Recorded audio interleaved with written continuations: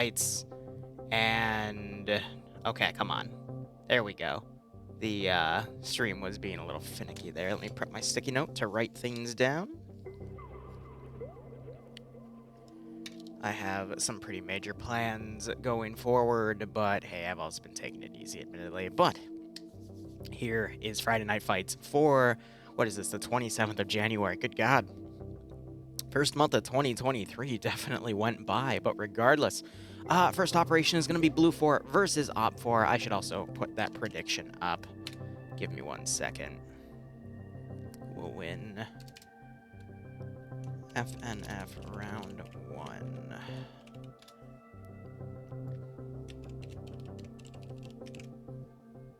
And then OpFor defending. I'll set this one to 20 minutes because we're still in the safe start. Excellent. And I got some more casual music going for this round. We'll see if we enjoy it here. But yeah, time does go fast. Modedict, who subbed 2 hours ago? Because I didn't see the sub, but I saw the message. Also, I'm trying to see if I'm going to get an email from Stream Elements yelling at me because I had a few offline donations yesterday while we were trying to set the POG stream up. But the POG op fell through because their server went kabloot too, and it's really funny. Both of the Warhammer 40k ops I wanted to do the past 2 weeks went kablooey there, but let's go ahead and talk about the mission here. So by the way, FNF numbers right now, I think they're in the 80s, so this is the lowest I've seen the population here. So we'll just have to see how that plays out. It means people are going to have to be much more tactical, and I am a big fan of just seeing that anyway. Azariah tabbed out, and he's already spinning around in the circle. That's brilliant. Otherwise, guys, it was for Sionak. Sionak, if you're here, thanks for the Twitch Prime sub. I hope you keep enjoying the operations, and I do hope you get a nice kick out of this scenario. Regardless, let's go ahead and look at our mission brief, and then I'll talk about other details here. So our briefing here, this mission made by Malin. A local lithium quarry is operating at a lower capacity than it should be for the activity. NATO allies suspect the miners have uncovered a uranium depot, and so a well-funded local militia has been tasked with slowing down mining efforts by taking out a vital piece of machinery that is not easy to replace, as well as destroying any repair documents that may be found. Note, the NLAW launcher has a straight and flat trajectory. You do not need to aim high at long ranges. In addition, it also has a top-down mode. That's true. If you press the fire button, the one that switches from semi to auto, etc. With... Oh, wow, hold on. I just read ahead and saw that. With it out, the M2A2 has no TIOW and a reduced 50 HEI rounds. Oh, my God. Huh. Is that a Bradley? Well, we'll get there when we get there. Game mode here, I have to destroy this generator piece, and then, is that a terminal? Interesting. I'm gonna go ahead and look at the objectives real quick. We have a symbol actually that tells us where that is. So this is the generator piece that needs to be destroyed. I'm actually unaware of that being destroyable, but there might be a script tied to it instead. Ah. As I suspected, it's not destroyable. Instead, Malin has opted to more than likely add something that's actually destroyable on the texture here and script that. How can you... Oh. That's weird.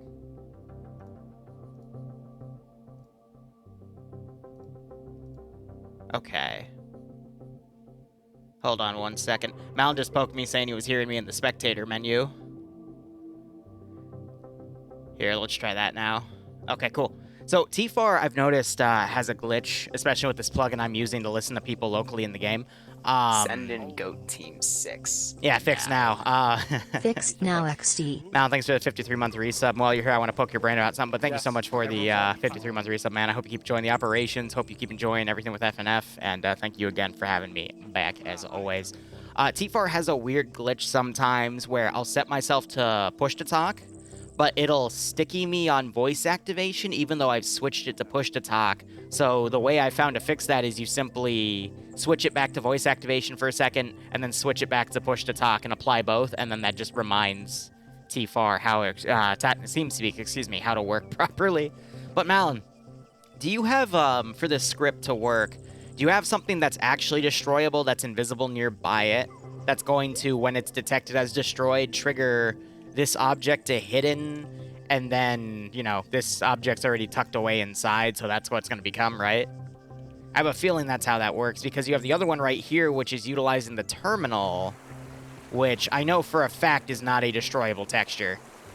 So you probably have something similar for that right here, because I could have sworn, like, I've put AT into this thing. I know for a fact you can't blow it up, but I'm just curious on racking your brain on how you did that, because that's how I would do it if I knew the textures weren't destroyable. I would line it with something on the outside that I knew was easily destroyable by, you know, AT or, you know, explosion, and have it go from there. But as I wait for your reply on that, let's go ahead and look at our mission variable objectives. 1,500 meters of render distance, no magnified optics nor NVG equipment.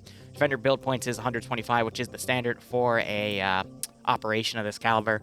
BlueFor, I believe, is not going to have any mat. That's what it said in the opening thing. OpFor, they do have 2 AT rounds per person per the group in Echo. Malin saying, so funny is the objectives we can't destroy normally. We have a script that tracks bullets and explosive damage, and once a threshold is reached, its damage, the rebel is just for aesthetics. Got it. So basically, that's the longer way of doing it. You have something that'll actually track the damage done to that item, and once a threshold you have set of quote-unquote damage that is calculated on the game is reached, then you just simply have the texture hide, and then the rubble for the bigger thing is just the aesthetic. I get you.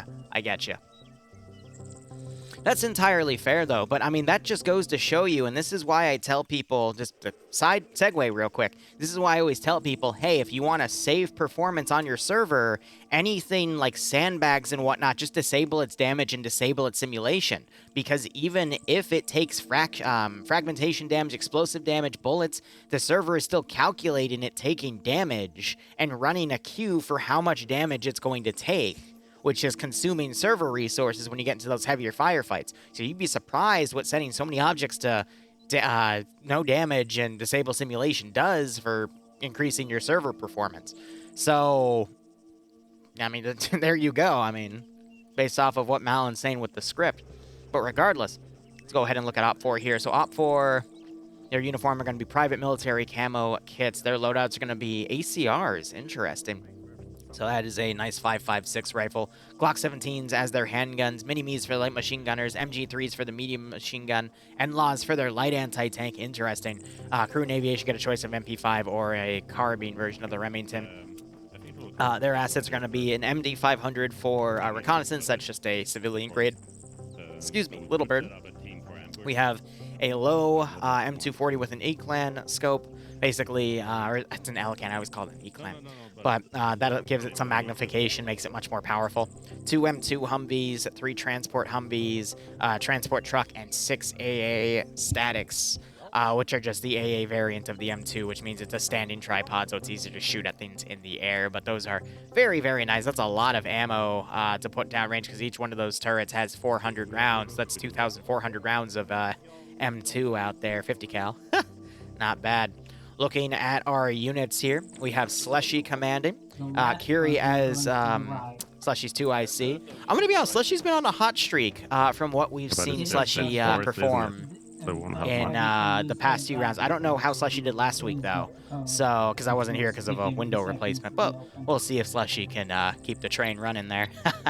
Otherwise, Shy being Alpha's lead, Lolo, Reaper, Patriot, Olaf, Mutant, and Night Owl under him. We got Malin down there talking about that, but I want to look and see what the marksman rifle is going to be. All right, so they're marksman, 1 per squad, with the exception of Delta. So Alpha, Bravo, and Charlie have one. It's going to be a Remington with a longer barrel and a scope on it, so that's quite nice. I don't know what the hell that...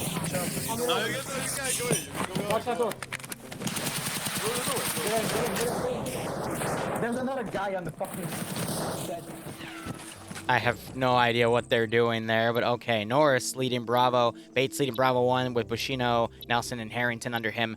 No Bravo 2 from the looks of things. McCarthy leading Charlie, Cam and Red as the 2IC, Solomons as the marksman, Pro Hunter leading Charlie 2 with Martin, Crazy, Aim at the Balls, Herman, 35844, and Gogu, Nemesis leading Delta, Scandy Recon representation with Dobbs, Nimia, Azariah, Flying Fin, Whiplash, Cullis, and Naps under him. Echo's going to be the mat team with Cats leading, Yanni Fin taking AT, no Iender in sight, and Purton as a assistant. And then we have Chult, who's going to be the reconnaissance pilot. Interesting. Now looking at keep the change, you filthy animal. It did sound like that, but then they added more gunshots to it, so I honestly don't know. Oh, God, why do people have such interesting names, but it wasn't the Home Alone soundbite. But regardless, let's go ahead and look at BlueFor. BlueFor are the modern French Army camouflage kits. So breaking down the roster here, you got your platoon lead, platoon sergeant, squad leader, team leader, auto rifleman assistant, grenadier, grenadier IR. Grenadier IRs have the Hunt IR rounds, which are 40mm camera grenades you fire into the air. They parachute down, gives you a nice bird's eye view of the map. You got your machine gunners, machine gunner assistants, combat engineers, which have the choice of the following 4 types of explosives. You have 4 tripwire mines, 2 being HE, 2 being flare, really good for defense. 3 AT mines, 2 explosive satchels, or 4 explosive charges. I prefer the satchels out of all of that, but you never know. Some people, like Maz, for example, really like to take the mines, but I think he's the only person I've ever seen ever touch those AT mines. You got your light anti-tank, your medium anti-tank. 1 in assist is your Echo team. BlueFor doesn't get that today. Mat 2 got phased out. RI, RIS, and SMP, Recon, Infantry, Sniper, and Scouts, and Sniper, those are all phased out. BlueFor looks like they're going to be going with the Scar H for their DMRs. You got 1 in Alpha, 1 in Bravo, 1 in Charlie. Crew leads, crewmen, pilots, medics, and the base kit. Otherwise, loadouts are going to be working with the FAMASs. I'm going to be honest, the FAMAS's fire rate at full auto is nuts. Now, it is kind of funny that it also has a burst fire mode, but it only has a 25-round magazine, and it fires in bursts of 3. So it's not divisible by 3, so you get a burst of, I think, 1 round at the end, but still, that's what you get in the FAMAS. But they also got 416s, which are a really nice carbine version with the 10-inch barrel. Short barrel rifle, to be specific. Otherwise, you're at your Glock. Auto riflemen get the mini-me. Machine gunners get the FN mag. That's the difference between the LMG and the MMG. Main difference being the caliber of the bullet. So FN mag's going to be firing 5.56. FN mag's going to be firing 7.62 by 5.1. Light anti-tank's going to be 136. Crew and aviation get a choice between the MP5 or that HK416 with the 10-inch barrel. Otherwise, their assets include, we'll get to that, 11 MRAPs and a Bradley. The Bradley has 50 rounds of HE. No toes. I'd imagine its thermal cam's also been stripped out, but it's a freaking Bradley, dude. And they got a shit ton of transport MRAPs as well, which can tank a lot of fire. So it makes sense why OpFor was given so many 50 cals. 50 cal, I think, can still penetrate some of the areas on these vehicles, but not much. They can still shoot out the engine. Might be able to penetrate into the crew cam, but it depends on the model. So I guess we'll just have to see. I bet Malin did some balance testing and whatnot. But otherwise, Depso is going to be leading BlueFor. Sayak as the 2IC, Timek as the 3IC, Patriot as the medic for the company here. Mackenzie leading Alpha, Korvac as the marksman. Alpha 1 being led by Rufy with Trewazo, Autovisky, Revolk, Femboy, Uber, and Misfit under him. Apom without the N. Leading Alpha 2 on his own. Bravo being led by Ash with Kazag as the marksman. Swollen as the group's medic. Banks leading Bravo 1 with Tackleberry, Wheaton, and Arcor under him. NASA leading Bravo 2 with Ivno, Kermit, Barnes, and Linda under him. Kabubi Face leading Charlie with Steve as the marksman. Nolik leading Charlie 1 with Arcane, Big Dogs, Fawns, Pierce, Vagrant, and Blam under him. Antriri leading Charlie 2 with Jabby, Bard, Asada, and Nerdin under him. Delta being led by Bunkers with Intel, Duke, and Mogsy under him. And then Skipu and Pingus being the vehicle crew. Just a reminder, Delta have the machine gunners. Alpha Bravo Charlie have auto riflemen. So the FN mags are going to be in Delta. And then for OpFor, Delta is going to be Scandi Recon with the MG3s. I'm going to be honest, the MG3s or MG42s, whoever gets that, because it's the same platform, it's just chambered in a different round. Those are, in my opinion, the best defensive machine guns to have because they can put a lot of hate down range and easily secure open areas, which this map is full of. Now we have this first area of the mine here. It's a very big search area in itself, but OpFor can choose to defend this area here itself. A lot of nice open areas to lock down here.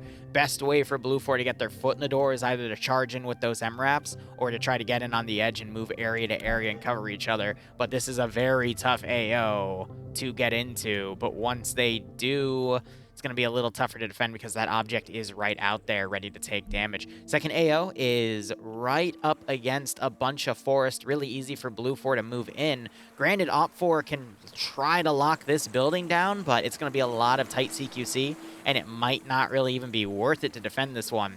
But you basically have an AO that's too claustrophobic, but also really small and nice to defend that way. But then you have an AO that's too large, but also commands these massive open areas. It's going to be a hard defense either way. Slushy is the commander here, so I think the best bet would be to lock down this AO. Maybe put a small Vanguard force to defend that, at least to drag manpower out. Or if BlueFor decides to hit that AO first, at least they can take some people with them. But locking down these open areas is going to be crucial. I would also recommend they take the 50 cal cars out and go hunting with them early on, but it's really risky because of that Bradley. But if those 50 cal Humvees coordinate with that pilot, they might be able to find where those MRAPs are coming early on and potentially intercept and ambush any convoys that come in before they can dismount and start deploying forces. In terms of what BlueFor needs to do, they just need to dismount in Chigurado and just push in on foot. They can also push in over here on these tree lines on foot and then come across. But, I mean, with this forest being so thick, it's a jungle practically. All they need to do is just, you know, clear that area out and then sweep it right to left, go building to building. They should be fine, trying to avoid those open kill zones. This is going to be a tough one either way. I don't see Pepega on tonight. Again, the numbers are pretty low tonight. Tabbing out, we are only up to 83 people at the moment on the server, so a little bit of low attendance, but that is a-okay. Just a reminder, if you want to see something with almost double the numbers, feel free to check out OFCRA on Thursdays. I'm not sure the Bradley is amphibious, actually. That's a really good question. From a visual sense, round just started, by the way, I can look at the Bradley, but I don't see the proper equipment on it for it to be amphibious. But if someone knows that it is, it might be. But it's also the a specific version of the Bradley, so I can't recall any version being amphibious, though. So, yeah, the 113 is amphibious. Depending on the version, most models are, though. BMDs and BTRs are amphibious. Some BMPs are also amphibious. But I don't think the Bradley is. But regardless, BlueFor going out in a massive convoy, OpFor starting to move up and scan for him, and we'll see how things go. We still have some betting time here. I'm going to be honest, my money is a bit on BlueFor because of that Bradley. I have seen in FNF in the past higher capacity vehicles being really good at, you know, just shredding the entirety of infantry. Wow, aim at the balls actually picked AT mines, and he's putting AT mines down outside. That's really smart. I'd recommend he pushes that out a bit further, though, because it's unlikely for BlueFor to take the road right on top of the objective right there. Granted, maybe for the Bradley to drive over and get lucky, but wow. I'm eating my words there because I've never seen anyone else take AT mines, and he just did. That would be really funny if he just ran over his own mine after planting it. That would have been some quality content right there, but we got the Little Bird already scouting out the convoy here. No M2 vehicles coming out to assault, so they're just going to purely play them on defense. I think that's a bit of a missed opportunity, but we'll have to see how everything else plays out here. Yeah, most Soviet vehicles are amphibious because of their doctrine, exactly. Now, a few quick notes I want to say outside of the game. Number one, I apologize for last Friday and yesterday, the 240K ops we were doing. The servers died for various reasons. Last week's, it was because there was something wrong with one of their mods updating that prevented the slots on the server from appearing. That was just, they fixed the issue after the fact, but that was just, they had to literally reinstall the entire mod set on the server. They got it working. Pog had a similar issue, which I was able to fix because I figured, you know, there might be an issue tonight, because another mod updated, and somehow that broke the slots, even though it had nothing to do with the slots themselves. The Space Marine mod, called Age of Darkness updated, so I just deleted the Space Marines and it worked fine. However, we then ran into an issue where the server wasn't loading the map file. The map file was Chernarus, which means Cup Terrains wasn't working. So they reinstalled Cup Terrains, and it still didn't work, which meant the server had the mod but wasn't loading it properly. And then they started testing the previous mission we did last week, and that also wasn't working, which means something went kablooey on the server between last week and that op yesterday. So he basically got in the horn with his server provider, Patchwork, and they just migrated everything to a new client, server box, excuse me, and now everything's working fine. But they were going in the process of seeing what else on what other mod sets they had were broken, and everything was broken. So they had to completely migrate everything over, and now it's magically working. But I just want to keep you guys in the loop because I know quite a few people have been wanting 40k ops, and I've been, you know, literally converting entire maps. I've been putting those pictures on Twitter for you guys, and just it's so funny that 2 different servers broke for 2 different reasons just for my 40k stuff. But that's coming back tonight. Servers tested, ready to go. I'm gonna even come on 2 hours early, literally right after FNF ends. I'm gonna take 30 minutes off, and then an hour before we do that op, I am going to make sure that it freaking works, because if I have to delay it again, I am going to literally punch a hole in my monitor. But regardless, BlueFor is taking an interesting approach here. We've got a group of vehicles coming in. They're gonna drive through the jungle. The fact they're keeping them here, it makes me think they're going to do a vehicle rush, but we've got infantry also dismounting all the way back here. Where can they assault from, then? Maybe they're thinking they can utilize the low ground to come in, but this is all open area. The fact they're keeping some of their vehicles in Charlie indicates to me they're going to at least push Charlie out in a different direction, but that makes a little no sense to me. Because OpFor is going to be having all their fortifications up, focusing on this direction. They have an M2 vehicle. Oh, it's not an M2 vehicle. It's a random truck ready to deploy on a flank. And Bravo's over here. So Slushy's done a really good job defending, but BlueFor might actually try a really weird strategy to get this going. And we do have the helicopter over this area, so OpFor still might have time to switch over and change up their defensive plan. OpFor is supposed to be a PMC defending this facility. BlueFor is a NATO-backed insurgency that's going to try to stop it because OpFor has apparently found uranium. That's what's going on. Hey, Block, how you doing?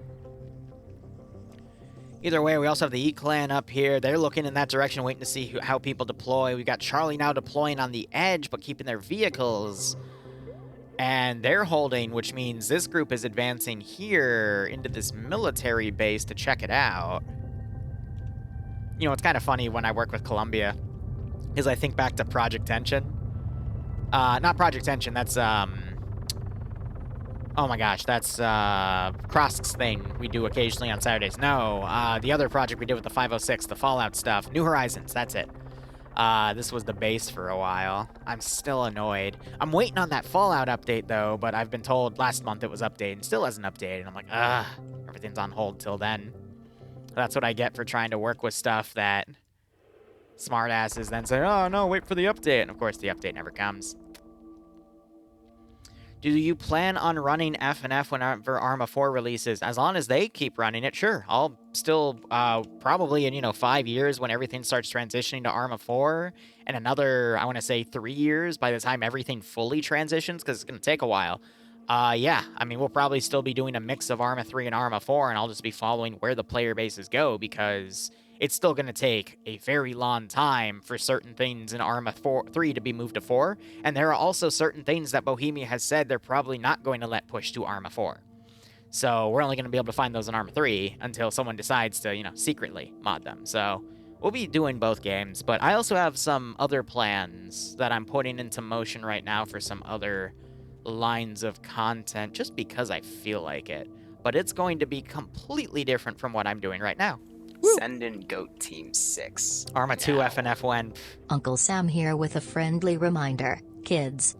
Remember to say no to communist China and pay your taxes, or IRS death squads will be deployed to your location.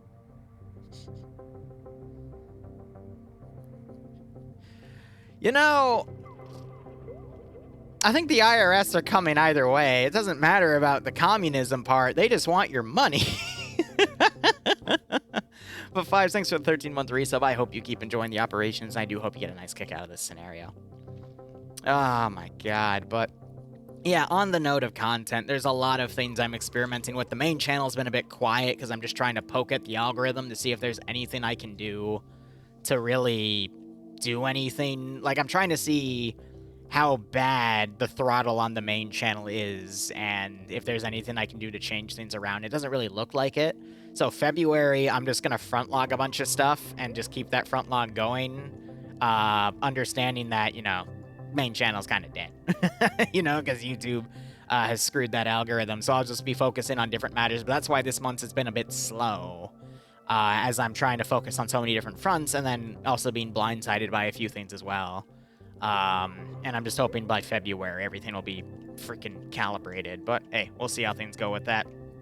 But, you know, improvise, adapt, overcome. And I've got a new, completely left field thing that I'm going to be trying out. So we'll see how all that goes. Death and taxes both provided by the IRS. I mean, that's what Benjamin Franklin said was a guarantee in life. The two guarantees in life is death and taxes. Ah, man. But that's all a debate for another time. Looking back on the Operation BlueFor, are they actually going to focus on a northern attack here? This is going to be nuts. I mean, you got the E-Clan scope up here, though. That's going to be able to help pick people off. That Bradley's going to be a priority target, but don't OpFor have the NLAWs? Yeah, so they'll be able to snipe the Bradley when it comes up. So it's like, I don't know, man. Good old, I appreciate that. I've been only uploading, I think, 1 VOD a day. That's going to go back to 2 starting February. Because, again, I've just been doing some algorithm experimentation. Trying to see what channels are being throttled where, what can be pulled where, and what I need to do. But, yeah, you know, there's other ways we can keep growing, and I'll just be jumping into those ways. But there is a 4th channel coming. And it's going to have nothing to do with what we do. There's enemy spotted, 340. They're all grouped up by a hill. So they're talking about enemies spotted 340, which is just before north, so it's about right here-ish. So I think they're talking about spotting Delta right here as they're moving in for BlueFor.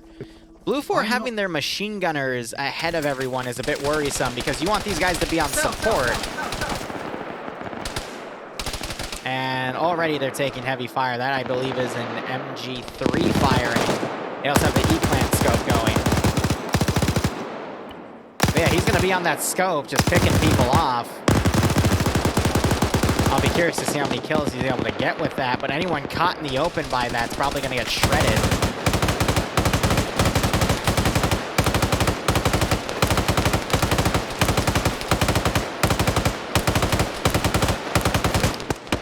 To be honest with the numbers right now, I don't think BlueFor has the ability to do probing attacks. They should have just gone through the forest and done the safe attack option, having Overwatch right here as an element that moves up and covers, and then when they're finally here, that Overwatch element can fold in.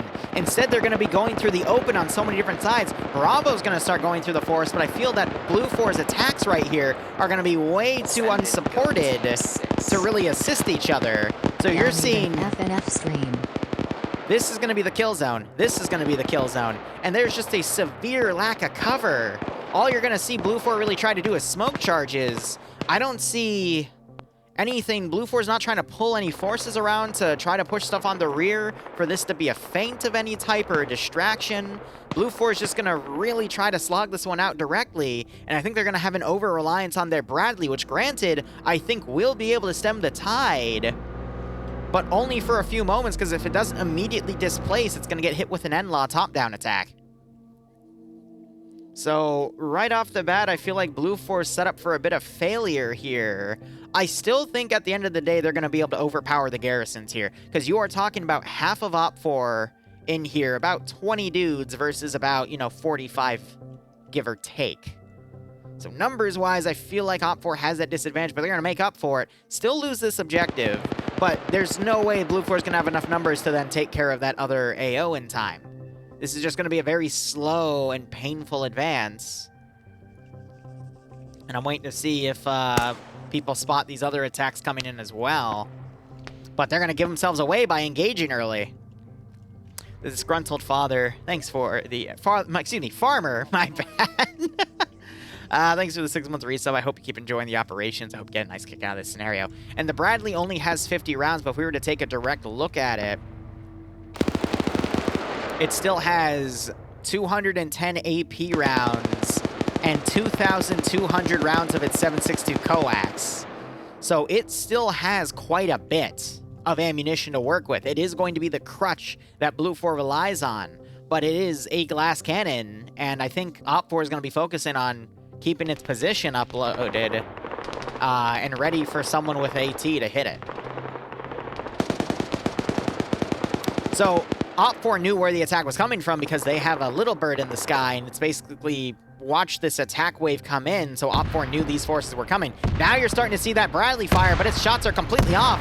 It's burning some of its limited HE on firing up here, so there's a miscommunication issue between the Bradley and the rest of those forces. And it's already gone through a fifth, soon a fourth of its HE ammo that it preciously needs to keep to hit these positions. I'd say it needs to open up with AP to suppress, not HE, because that... Man, I love getting was such a one taps waste. in the face. Stupid game. Oh my gosh, Nim, are you serious? How did you get one tapped? Ah, Nim, thanks for the 36-month resub. 36-month resub. That gets you the gold badge. I hope everything's okay with you, but I only see you on FNF, admittedly, streaming or gaming otherwise. But still, hope everything's okay. Hope you get a nice kick out of this stream. I'm sorry that you got one tapped. Shut up, Zam.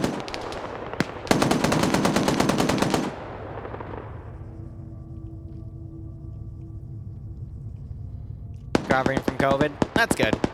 Now we have that vehicle push, but look at that! This M2 countering them as they come in. First vehicle gets knocked over. That Vic's still trying to drive in. It's gonna knock over that wall. Machine gunner's immediately opening up on it. So they tried a vehicle rush, but because they had good intel, they were able to immediately counter it. Second Vic trying to come up. We have a grenade thrown that kills the marksman.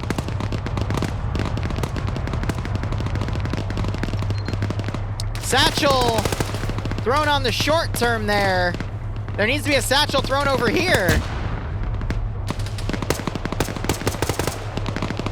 I don't think they heard this vehicle coming up despite the action. More grenades being thrown. That one might get kabooby. Yes, it does.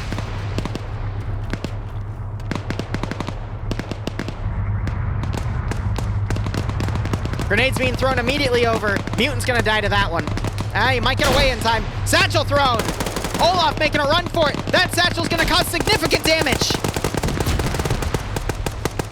That actually did not cause significant damage. Okay. So the vehicle survived it. It's an MRAP after all. I thought it would get more kills. Mutant running around. He's gonna end up running into that grenade. Wait. Oh, the grenade hits a friendly! And Mutant double taps. The smoke covers Andriri. Bard gets hit. Oh, this attack has completely fallen on its head. Nerdin wakes up. Bard is up. Mutant getting shot in the rear as he tries to get to cover.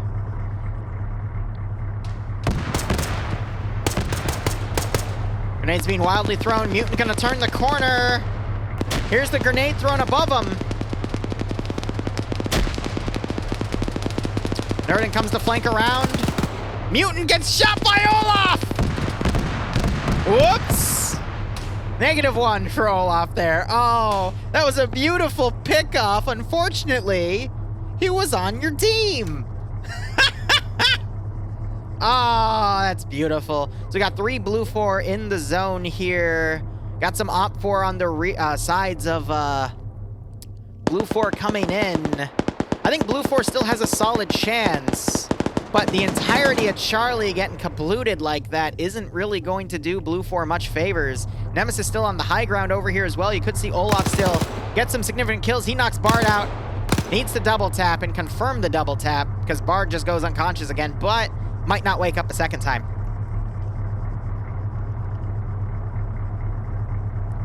Olaf slowly flanking around. Nerdin being aggressive. Olaf spots him in the smoke, knocks him out. CQC MG42, man. In this case, the MG3, because it's NATO calibered, but... Again, I'd be surprised if well, okay, Bard wakes back up, so I guess not. That's weird. He's already been down twice. That means Nerdin also might wake back up. BlueFor being very tanky today. Dobbs knocks Bard out a third time. And there's the double tap. Vagrant down in behind this vehicle, actually. And this Vic is now slowly clipping back. Bard disconnects.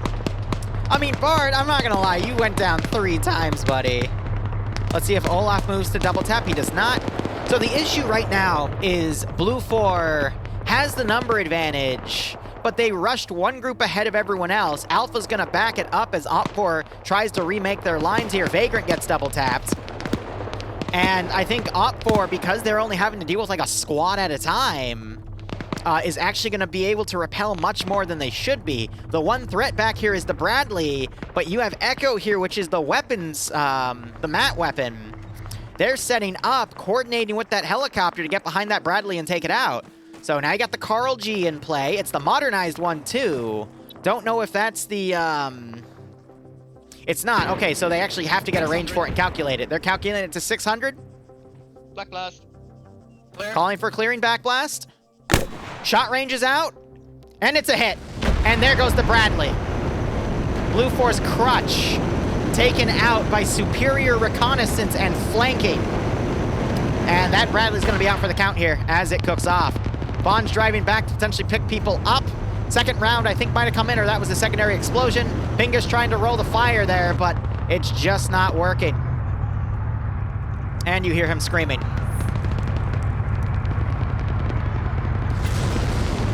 So that's going to be flaming out all of its fuel there. You got Andre trying to poke around. Nemesis, though, he's on that corner. He's going to watch him move back, tries to put more fire on his rear, but he quickly pulls around. We have the M2 Humvee. Looks like it has gone down, possibly taken out by the Bradley. And Alpha, interestingly enough, has started pushing, but they started taking casualties here. We've got one down and some people bandaging. Explosions being heard over here. That is the other M2 Humvee. A little bit of a misplay here by having it in the forest. We're hearing some satchels going off as BlueFor is now pushing this small OpFor position. However, we do have some OpFor getting on the rear of BlueFor, hitting them from the rear here. Timolio is going to find Kokilda and struggles to get his hitbox, but Kokilda doesn't notice he's getting shot. And finally, he goes down as OpFor was a little confused on that attack. So that attack has been stopped. This first attack's been stopped. The second attack coming has been stopped as Charlie's pulled back to try to assist. I think OpFor might actually be able to keep this objective entirely, and they still have a garrison over at Charlie too.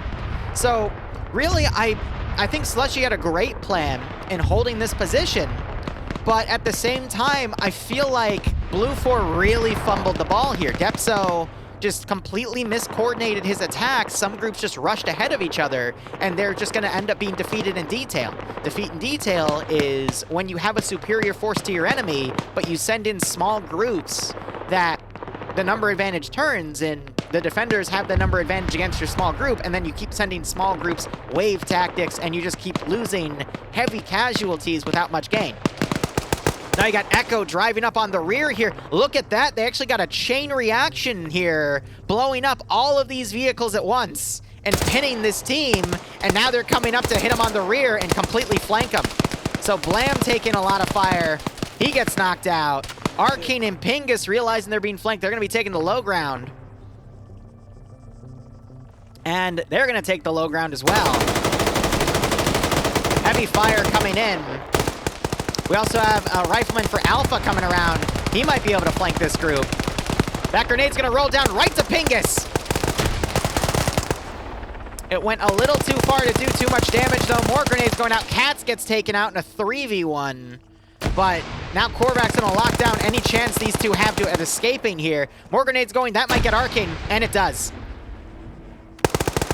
And Pingus gets flanked by Yanni. Needs to be double tapped, though. Could still wake back up. You've got this other player back here. Great job on Purton for that double tap. These two staying low. Korvac still staying back, but that was a great flanking by Echo, taking out all those forces. The little bird just took damage.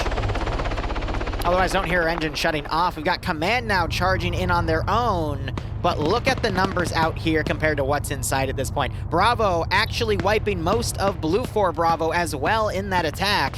They only have Bravo 1, which is still back there, so other than a single player, Swola still left. I really don't see how BlueFor is even going to get the first objective here. Yanni trying to move as Pertin moves, but he's actually taking red on red here as we have a Whiplash firing, possibly knocking out Pertin there as well, as Korvac's now taking the initiative to move up. Pertin wakes back up, but I think Korvac's going to get back here and double tap some of these guys. Pertin's about to get shot by Korvac. Yanni might be able to turn around and engage, but he's limited to knowing only what's going down there. That grenade, I think it's going to be a bit too far. Yep, and the slope was too steep. Korvac now moving up, spots Yanni. Starts firing. Let's see if Pertin hears it. He does. Yanni turns around, starts spraying back there. Pertin, I think, just saw Korvac's hands go up. He's going for the obvious flank here. But now Yanni is dealing on a 1v1, loses the 1v1, but Pertin wins his 1v1, and then immediately starts taking fire by Whiplash back there because of the missed PID. Pertin double tapping, eventually gets the kill. And then you got some BlueFor over here, and BlueFor's last attack wave coming in from this far left side. Admittedly, this is where OpFor has the least amount of defense because they're too busy dealing with the internal attacks, and that second attack from Alpha. And this might let them get their foot in the door and close the CQC, and that's where BlueFor could still win this objective, but look at the remaining amount of OpFor here. I don't think this is going to go well for BlueFor. Yanni's mom is overwatching. Shut up, Zam. So Pertin opts to just pull away instead of mounting up in the Vic and driving out. Cholt still staying high, not seeing this attack coming in. But at this point, they're going to hear it. Enlaw fires, hits the vehicle, but does minimal damage as they're now knocking the walls over. Olaf coming around. He's on 0 kills right now because he killed a friendly, who's gotten at least 1 enemy kill. Now, if Olaf comes up here and sees these guys moving in, gets the knockout on Moxie, but we've noticed that that weapon doesn't tend to keep them knocked out. So we'll see if all these forces now turn. Nemesis going to be holding Overwatch. Grenades getting chucked in. Olaf under grenade threat here.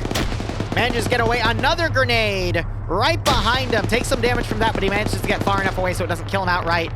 We just saw someone fall. That was Kiri. Kiri just... Oh, no. It was different. So that's an LMG gunner.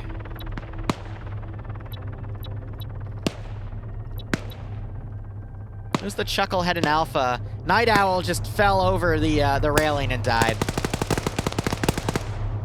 Isn't that just freaking brilliant? All right, Slushy as the commander holding the objective here.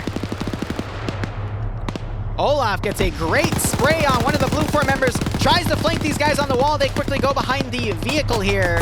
Handgun fire being returned. Depso trying to advance is going to catch Olaf in a reload and gets a great center mass hit on him and kills him. Pertin still back here trying to assault as the last 82nd member stays up. He only had 1 bullet left as Pertin tries to get behind this body and use it for cover. Now, if Curie can poke his head over, he's trying to find the proper defilade to start shooting at these guys, but some of the rounds are reflecting, unfortunately, because they're clipping the very corner. So he's going to end up getting headshotted, but he does the smart thing and pulls back. Depso under machine gun fire here as Kullish tries to burst the weapon to get the hit. Gets quite a few hits and the knockout and some double tap.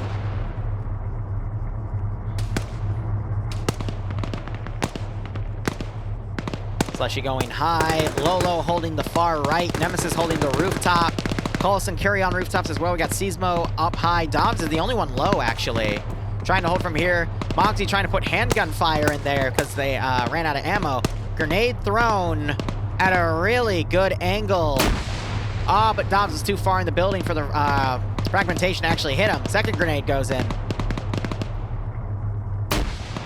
We got to see if Curie's actually going to look down. Looks like they're double tapping Depso right now to guarantee the kill. We see some AT fired, and there's Depso going down. Curie needs to pretty much look down here because Bonkers might run up and hit Curie in the ass.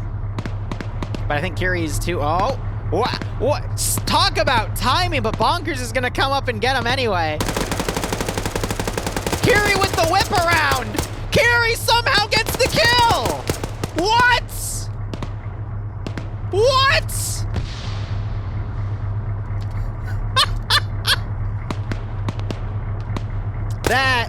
gonna be honest with you, is some grade ABS.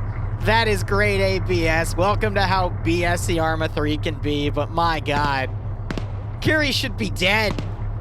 It's not Boggs' fault. That's just the Arma 3 damage model rolling a nat 1 for you. I would be fuming if that was the case, because he got the headshots. He got everything. But what Arma ended up calculating was, nope, you hit him in the arms. But I hit him in the back of the head. You hit him in the arms. Game boy! So I feel the frustration there. But, oh my god. Now, granted, if we saw all of his shots miss, I'd understand. I'd laugh. But we saw the blood. We saw the hits. So that was just the game engine taking a massive dump right there. But, oh my god. Now, BlueFor in this attack is down to 2 people. OpFor still... Okay, no, we got a fourth back here. So we still have some in the AO, but OpFor has not been losing a lot of people here. But let's look at the kill counts here. Nemesis on 3, Dobbs on 0, Nimi on 0, Az on 0, Finn on 0. But Finn did get the vehicle. No, wait, that was Yanni. My bad. I get the Finns confused. Whiplash on 1, Cullis on 0, Nafs on 1, Yanni on 1 with 2 vehicle kills, Cats on none, Purton on 4, Bates over there on 0, Bushino on 0, Nelson on 1, Harrington on 2. So it has to be Alpha that was getting the kills here. Lolo on 2, Reaper on none, Mutant on none, Night Owl on none, Olaf on 1, Carries on 4. And it looks like Charlie's actually pushed out to assist on this position, realizing they've killed most of BlueFor, but I guess there's just been a lot of bleed-out kills because there hasn't really been a lot of multi-killing here. But granted, it's 40 players, but still, there should be some higher number counts there. So I think some BlueFor have just been bleeding out, or dying inside of vehicles and bleeding out themselves.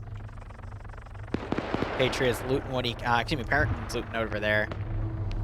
BlueFor down to 3, 2 of them staying together over here. A grenade, though! Here's my question, did Timek throw that one? It's hard to tell, he's on 2 kills, but no one else was around to get that grenade kill here, so... Did Slushy gain a kill? Yes, okay, so it might have been Slushy's grenade. My bad. That's a really well-placed nade right there. Timek now vaulting over. Curie has the bulletproof plot armor vest, I guess. Good God. Dobbs trying to find an angle on Intel. Yeah, that was multiple headshots, but they got rolled into the arms instead because you see the arm damage right there. Intel might have just... Okay, thankfully he ducks to avoid the fragmentation. But yeah, those head hitboxes tonight. Dobbs trying to pre-fire that corner.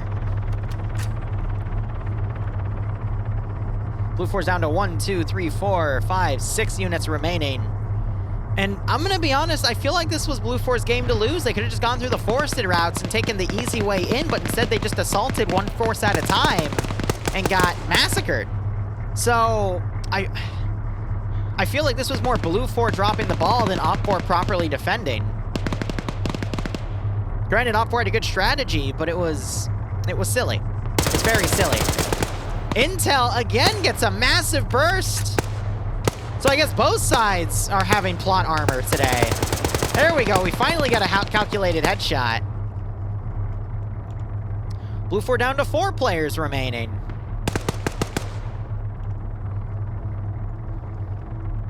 Nemesis, did you just fall? What's up with everyone falling here? Oh yeah, no, the little bird definitely helped with finding the Bradley and taking out early. If that Bradley was still up, I still think it would have only been limitedly effective because of how dispersed OpFor is, with half their force still being in the tree line over there. So it wouldn't have been the best thing for it. Hey, Lexico, how you doing? Ha! Nemesis waking back up. 18 minutes remaining. We're just on the wrap-up phase here, but yeah. I'm pretty sure this is going to be an OpFor victory, because at this point, BlueFor doesn't even have the time to destroy both objectives. Actually, that's a lie. We still hear active MRAPs in the field. BlueFor could hop in one and then fly direct. We have one BlueFor guy, Ash, here firing at the chopper, but it's futile. Wait. Oh, I thought the engine was actually going out. I forget the term for when you hear the, it sounds like the engine's dying when the vehicle's leaving the AO, but I was about to say, okay, he actually did just get a hit on it. It's that distinct metal sound, but Oh, I would have laughed my ass off. Wheaton's trying to pre-throw a grenade. Smart strategy. Might get that working on Slushy, but Slushy charges. Oh, and Slushy loses the fight, but both did hits on each other. Drunk Firebear. It's not auto rotation. Auto rotation is when you lose your tail. I don't know who just knocked Wheaton out, but Trewalzo is also down. Lolo gets the double tap. But Drunk Firebear, thanks for giving a sub to Lexico. I hope you both keep enjoying the operations, and I hope you get a nice kick out of this scenario. Lexico, you're part of the group tonight for the op. The Doppler effect, that's it, thank you.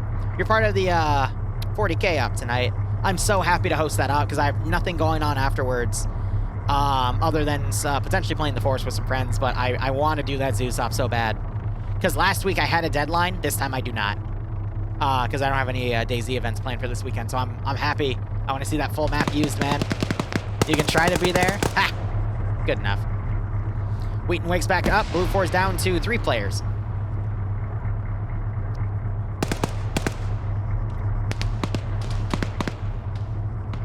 What am I up to tomorrow? So Digby is hosting something in Task Force Aegis, so Raptor reached out, invited me to it. That's going to be at 2 p.m. Eastern Standard Time. No idea how long that's going to go. And then in the evening, we're hosting another MWU op. I have done most of its development tonight. I'll probably do a stream late tonight to finish its development. But from there, it's just a casual weekend. Oh, I'm sorry, Lexico. Again, I'm hoping by next weekend I can start getting into the weekend ops at the 5th. It's just my weekends have been really hectic. Sunday, I'm probably not going to do anything. I might have a morning op. I'm still debating on setting something up to do that. But if it is, it'll be a nice horror op. Tackleberry takes fire from Whiplash. Knocks him out with that MG3. But Lexico, I think starting next weekend, I'll be much more free on the Saturdays till the weekend of February with the 18th, in which case I will be gone that entire weekend, including the Friday.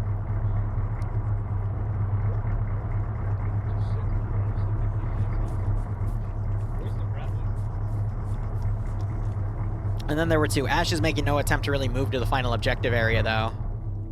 So I think after Whiplash, excuse me, not Whiplash, Wheaton dies, we end it, because Ash has literally been here for the past 5 minutes trying to be a cheeky marksman. So I would just call it at that point.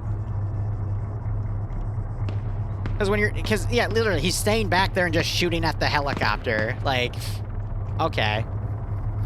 I get, you know, giving everyone a fair chance, because you can always have a clutch play like Wheaton using the AT. He has destroyed the objective, gets into a vehicle, drives over to the other side, but, I mean, if you're just going to stay on the corner because, ooh, marksman, I don't see the need of making everyone wait 14 minutes while you hide in a bush. Let's clear it. This guy's Not clear, not clear! Grenade! Yeah, there's only one way out here, though, so Wheaton's pinned. M4s with scopes, any marksman guns. Yeah, honestly, any 5.56 weapon. Any gun with a scope, I'm going to be honest, is as long as you can hit him in the face, that's all you need.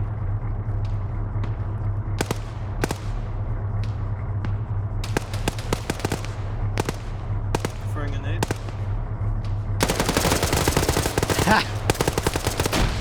Wheaton pushes out, and unfortunately he's engaged by literally 4 different vectors, soon to be, you know, another 4 or 5 coming in. I'd call it, because all this dude is doing is just shooting at the chopper. And Schultz just playing with him. Yeah, there it is.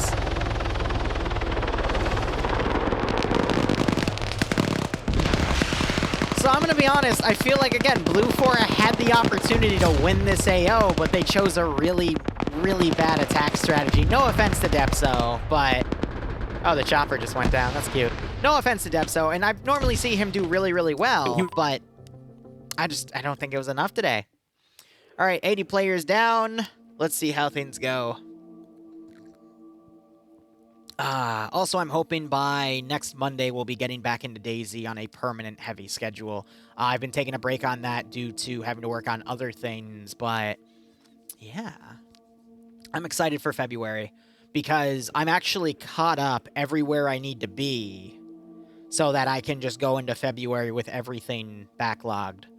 Again, the main channel hasn't really been doing too much because I've been experimenting with algorithm stuff, just to see if there's any way to really turn that main channel into something. So, with that being the case that it's not, I'm gonna have to go to the Chinese market.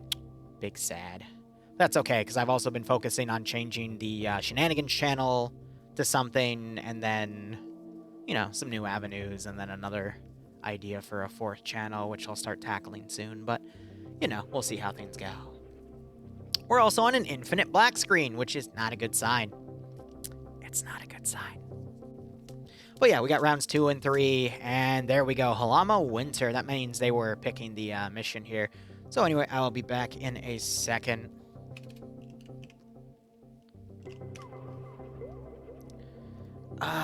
You know, just trying to keep afloat. Let's hit that button. And let's go ahead and change our mission commands. This is round 2. We have... What do we got? Infantry only. Add sector. Okay, so this is going to be... OpFor attacking 3 green 4 sectors with having a... What was that, 5%? Yep.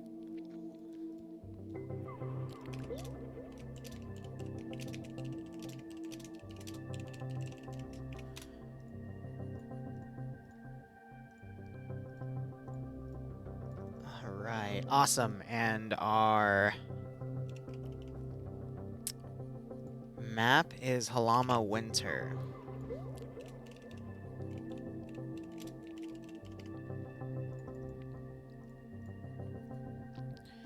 Whew. Alright. Oh, nope, it's Stratus now. Okay. Pfft, never mind. Okay. Don't you love it when you get all your commands changed? And they're like, oops, nope, it's this one. Round 2, we have...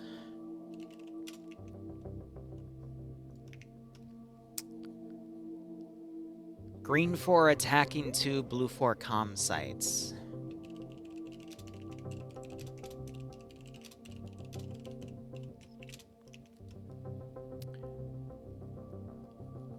Green 4 have an M2 Cat 1A2.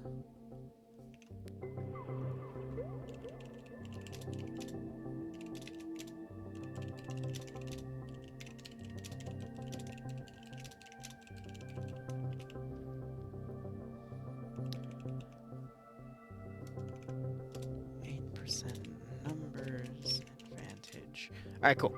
And Blue 4 has nothing on the defense, which is fair. Alright. So I assume the poll has been paid out. Thank you, Don. And we'll see how everything goes. But again, I'm excited for February because that's where everything just going to start kicking off.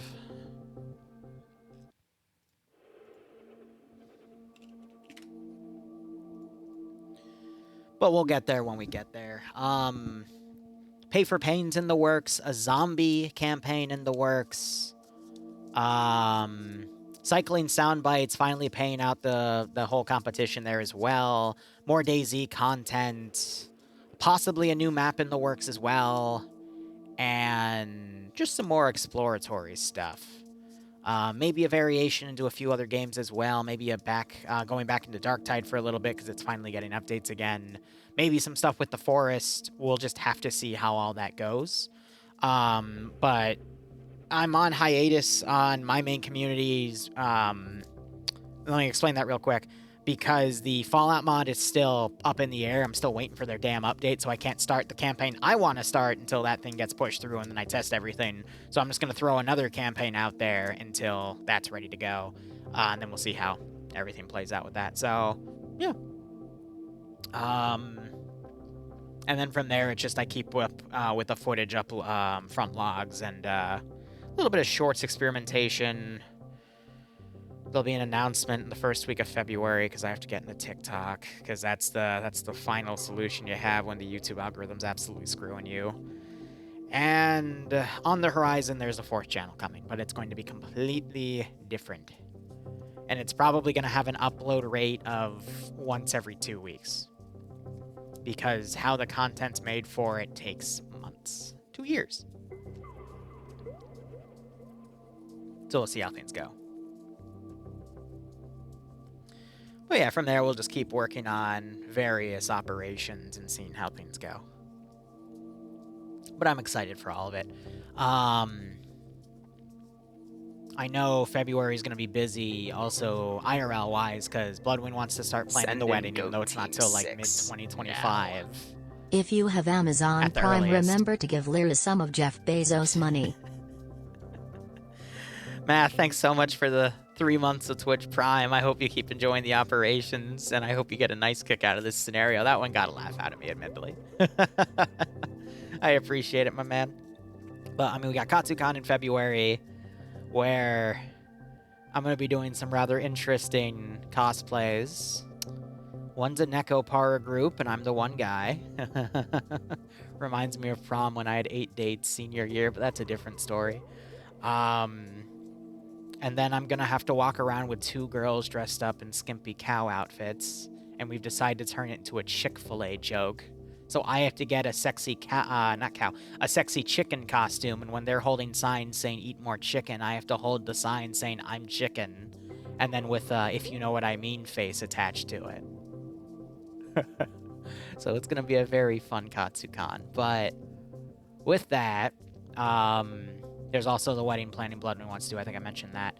And I think that's it. So I'll hopefully have a lot more free time because I've lost a lot of that free time in various other things with the holidays, like around Christmas, for example, planning the whole proposal and being secretive on Bloodwind. And it's so funny with that, though, because she's even said, you know, like, ever since you proposed to me, it feels like you've, like, matured a little bit more. And I'm like, no, I matured months ago because of something else that happened, but I had to be deceitful to you because I didn't want you to know that the proposal was coming up because you told me you wanted to be a surprise. So I've had to lie to you over various things for the past 2 months to throw your scent off because I promised her years ago that if I were to propose to her, it would be a surprise. So, you know. Can we see the chicken suit? Yeah, if I get it in time. We'll see. It's probably going to be something cheap. Or I'm just going to hold the sign and not wear the chicken suit. So who knows? We'll see how things go. That's why I refuse to go to cons. People keep trying to dress me up as my avatar, among other things. Platts, I was the same way, but then I just started embracing it because, I'm going to keep my voice down when I say this, but nothing's more fun than bringing multiple girls back to your hotel room, getting them drunk and seeing what happens in the evening. But anyway. Or, my favorite was when I first met up with Dante back in Colossal Con, and we both got drunk in a hot tub, because Colossal Con's a giant indoor water park, and they've got a bunch of bars and pools, and that's all fun. But yeah, getting drunk with him in front of a bunch of people was also very fun. But I digress. Lexico, shut up. I think you missed the letter there, but shut up anyway. Anyway, Hamster Liru. I swear to God, if I ever get super famous, I will totally do a goat cosplay. I'll do a hamster cosplay. I'll do whatever the hell you guys want me to. You know what? I will dress up in that shrimp outfit, and I will literally carry around a thing of fake fried rice. I'm not doing furry cosplays, though. That's not my cup of tea. Plus, that shit's expensive. You'll pay good money to see that? Shut up. If anything, I'd make Bloodwind dress up as that character specifically. She has the right body type. But anyway. Blam makes his return. Oh, God. It has to be real fried rice? That's what I'll do. I'll just have a portable stove, and I will cook people fried rice. As long as they say the line. They just turn to their friend and go, bro, you telling me a shrimp fried rice? Bloodwind will have to social distance, though, because she's allergic to shrimp. Chaos Demon Liru. Lexico. So, okay, here's the really funny thing. Here's the really funny thing. Because originally for KatsuCon, we were going to do a Fallen Prince cosplay from Derpixon. And Bloodwing actually budgeted out everything she would need to be the, you know, the succubus chick, whatever you call her, from that thing. And her body type is very, very similar to a Daemonette. So she was going over the contacts she'd have to get, the hair, the body paint, clothing styles, anything she wanted, and it was going to be about, how do I say it? She guesstimated around 750 to $750 to like $1,000 to do it correctly. Bloodwing, I would say, is a more seasoned cosplayer, and she makes some really good cosplays. One of my personal favorites is her Ceres cosplay from Hellsing, and she builds her own cannons. I think she's got 3 iterations of them, and the third one's amazing. But it's also lightweight, which is great. But she knows her stuff, so she quoted me those numbers, and I was just like, oh my god. But we ended up not doing it this season because Windows, I had to, you know, put down a lot of money for the ring. And, you know, we both spent quite a bit over the past year, and now I have to save it for my taxes. So we decided not to do the really expensive cosplays. We're just going to defer those for another year as we pay off other stuff.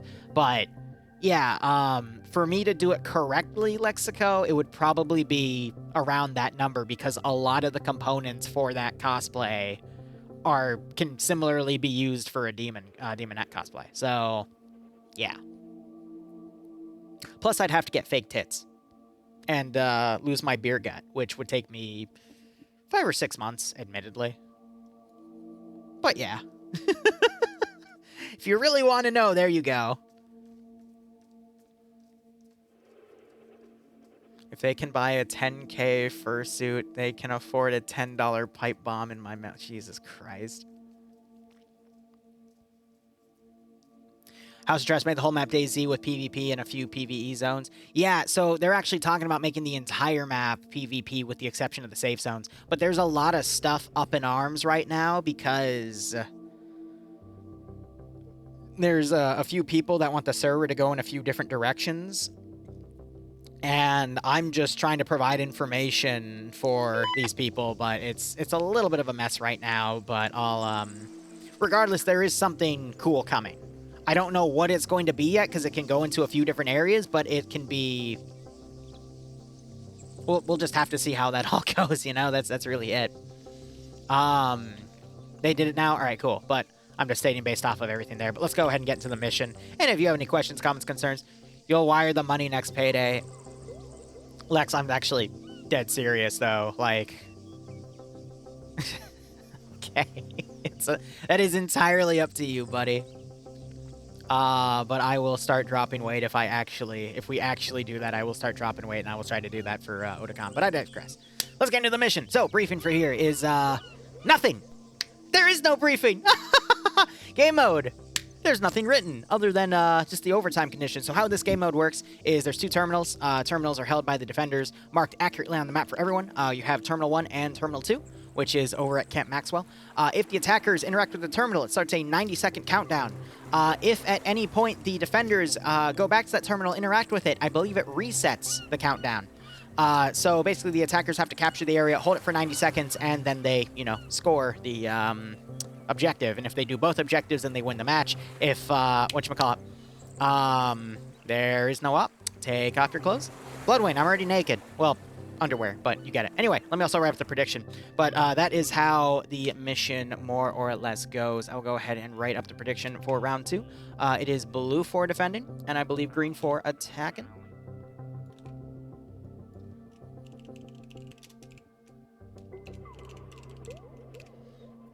Let me just tab in real quick and have a look. Yep, all right, cool. And we'll go ahead and set that to 15 minutes because the round's already started. Awesome. Oh, yeah, she does.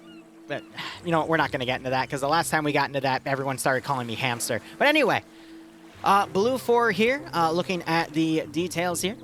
Mission variables first. Let's go ahead with those. Pretty much the same as last round, so 1,500 meters of render distance, no magnified optics nor NVG equipment, 125 build points to default for Friday night fights. But, anyway. Malin, shush. I don't think there's a Matt group on either side yet, so there's no Echo, so Matt doesn't matter. BlueFor, uniforms are going to be your Greek defensive kits, so we got platoon leaders, platoon sergeants, squad leaders, team leaders. Honey, I will go upstairs and smack you, I swear to God. Auto rifleman, assistant, grenadier, IR that have the hunt IR rounds, 40mm camera grenades you fire in the air, gives you a nice bird's eye view of the AO as it parachutes down. You got machine gunner assistants. Combat engineers have the choice of 4 different types of ordnance. You have 4 tripwire mines, 2 being HE, 2 being flare, 3 AT mines, 2 explosive satchels, or 4 explosive charges. You got your light anti-tank. Thanks for giving a sub to Bloodwing. Give me 1 second about that, though. Let me do my job. Medium anti-tank doesn't matter. Recon, infantry, recon scouts, and snipers don't matter. DMRs, there's 1 per squad for Alpha, Bravo, and Charlie. That appears to be an HK-416 of some type. It'll have a magnified optic crew lead, crewmen, pilots, medics, and base kits. Loadout's going to be an L1A1 or an HK-416. Glock 17s as their secondary. Auto riflemen get the FN mag. Machine gunners are going to get the Auto riflemen are going to get the FN mini-me. Machine gunner is going to get the FN mag. Light anti-tank going to be the M136. Crew and aviation doesn't matter because there's no crew and aviation kits. OpFor doesn't matter because they don't exist. Green4, their kits are going to be, if we scroll up, the Turkish army. Greeks versus Turks, the classic combination. Their DMR is going to be a Scar H. Where their weaponry is otherwise going to be an HK-338-2, basically a 5.56 rifle, or an HK-416. Glock 17s as their secondary. Light machine gunners get the FN Mini-Me. Medium machine gunners get the MG3. Light anti-tanks is going to be the RPG. Crew and aviation get the MP5 or the 416 because they do have an armed Vic. They otherwise have 3 transport MRAPs, 4 transport trucks, an M2 MRAP, and 4 rubber dinghies, which are just a gigantic waste of time in my opinion. Otherwise, this is their spawn point right here. Looking at the roster here, we got Vagrant commanding, Patriot as the group's medic, Kabubi leading Alpha, Coolkilda being the 2IC, Steve being the marksman, and Misfit being the medic, Nolik leading Alpha 1 with Apom, Fawns, Pierce, and Sean under him. How be ye this day? Natty, it is a fine day. Thanks for the 29-month resub. I hope you keep enjoying the operations. Oh, that's also a tier 312. I especially thank you for that. But I hope you keep enjoying the operations, and I hope you get a nice kick out of this. Anyway, Mackenzie leading Alpha 2 with Roofy. Trewalzo, Jabi, Twins, Barnes, and Otovisky under him. Norris leading Bravo with Cholt under him as the marksman. Bates leading Bravo 1 with Bushino, Night Owl, Harrington, and Mike under him. Charlie leading Depso with 35844 as the marksman. Solomons as the medic. Charlie 1 as being led by Timek with Puma, Revolk, and Syak under him. Pro Hunter under, leading Charlie 2 with McCarthy, Martin, Gogu, Crazy, Aim at the Balls, all under him. Delta just has Duke leading Mogsy, Intel, and Bonks. No machine gunners. Interesting. That's usually why people take Delta, but it looks like they're just going to lead it as a fire team. Looking over at BlueFor, we got Korvac commanding. Arkene's going to be the 2IC, Blam the 3IC, and Big Tokes being the medic, Carrie leading Alpha with NASA as the 2IC, Mutant as the marksman, and Lolo as the medic, Bluck leading Alpha 1 with Seasmo, Kermit, Reapers, Olaf, Evno, and Swola under him, Slushy leading Alpha 2 with Ash, Tackleberry, Wheaton, Arkor, Gazag, and Banks under him, Azariah leading Charlie with Flying Finn as the 2IC, Nafs as the marksman, and Dobbs as the medic, Yanni Finn leading Charlie 2 with Nemesis, Whiplash, Nimia, Katz, Gullis, and Purton under him. Delta 1 being led by Nerdum, and he's got Asada and Timolio taking the FN Mags, and Andrei leading Delta here. Now, I'm going to be right back 1 second. My fiance says I won't do it, but I will.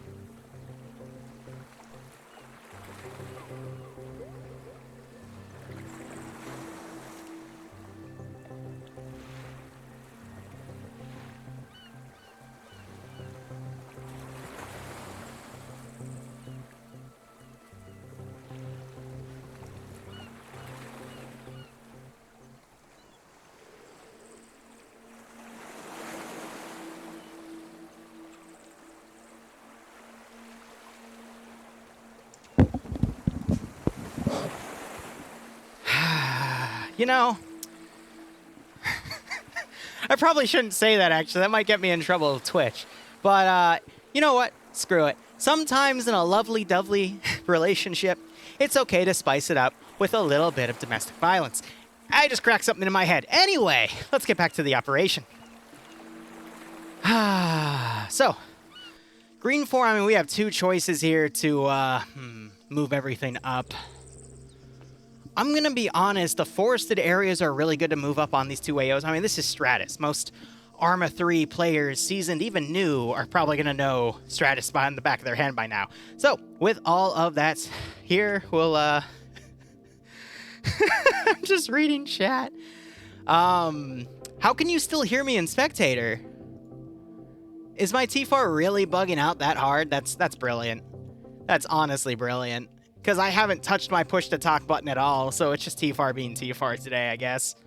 Yeah, I fixed it. So what happens is it's somehow registering me hitting and holding my push-to-talk button even though I'm not hitting it. So if I hit it, then it resets it, and now you won't hear me unless I hold this down, and you can now hear me. But I digress. But, God, tech issues and whatnot.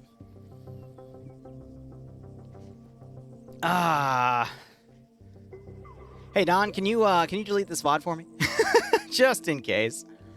Yeah, I don't know, Malin. I've only been having it in FNF, if my memory serves me correctly, but, I mean, that's also where I only do spectator stuff, too. Yeah, it's TeamSpeak. I keep saying TFAR, too. My bad. But, again, I don't really see how Green 4 can assault this any other way but using the forested routes. In the other AO from the last stop, they had the ability. It was already deleted? Excellent. They had the ability to go through open areas, but with these two AOs like this, it kind of forces the attackers to at least come down in non-open areas. I would highly recommend BlueFor immediately capitalizes on holding these ridges here, putting a force on this ridge, literally running them up, I would say, to get on this ridge right here, overwatch this open area, have BlueFor's other side run a force up right here, and then maybe put a small team over here to make sure no one's sneaking around. But they could literally just lock down this side, and even lock down the boats coming around as well, because there's not a lot of room for those boats to maneuver. So I think BlueFor being a little more aggressive in their push here would be beneficial. And the only thing that's really going to stop them is that M2, but that's what the marksman's for, to pick people off. So that's what I would recommend BlueFor does. For Green 4, honestly, I would say it's all about probing the line. So, you know, have your forces come up here, see where it's, you know, you're not taking fire from, then just commit your entire force in that direction with some Vanguard forces to cover you. But, man, I mean, this one, if BlueFor plays it correctly, they could actually completely lock Green 4 out of this position. So, I don't know. It's a tough one, but either way. How many players are currently on each team? There's only about 80 people on, so it's about, I want to say, 36 to 44, give or take. So we'll just have to see how all that goes.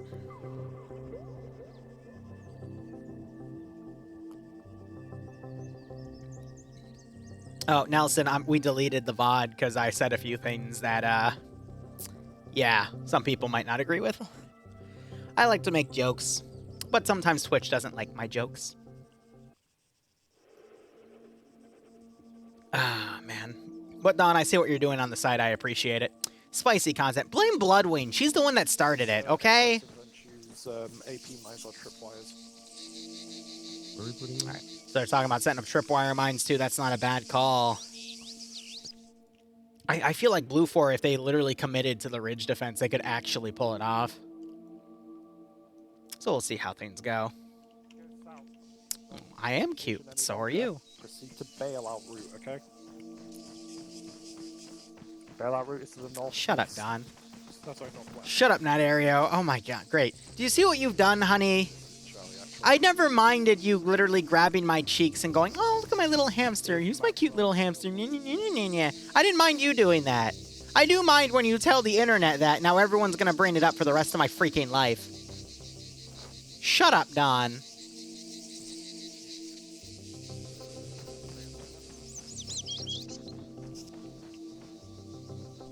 You know what? You might be right, Bloodwayne. I might be gaslighting you. I don't even remember if I brought it up or you brought it up. But you know what? The actions It's the actions, and I just gotta blame you anyway. Oh my god. Someone bonk Bloodwing. This is why we don't let your horny fiance into chat. Oh my god. There really isn't any other thing to cover here. I mean, it's just going to be VOD getting their vehicles in play. We already see Alpha 2 banking left. They're not going to touch the boats, which I agree with, because that's a death sentence. But either way,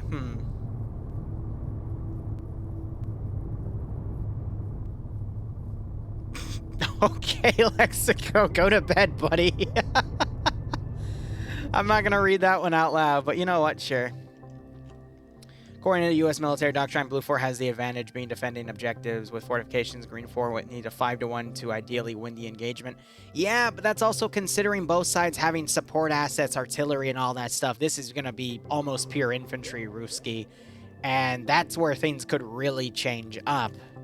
Because without supporting assets, except for the 150 cal gun, things could really change up, so... Yes, Bloodwing, that's what we call Vix's unit, the 5th Mommy Legion, just to make her mad.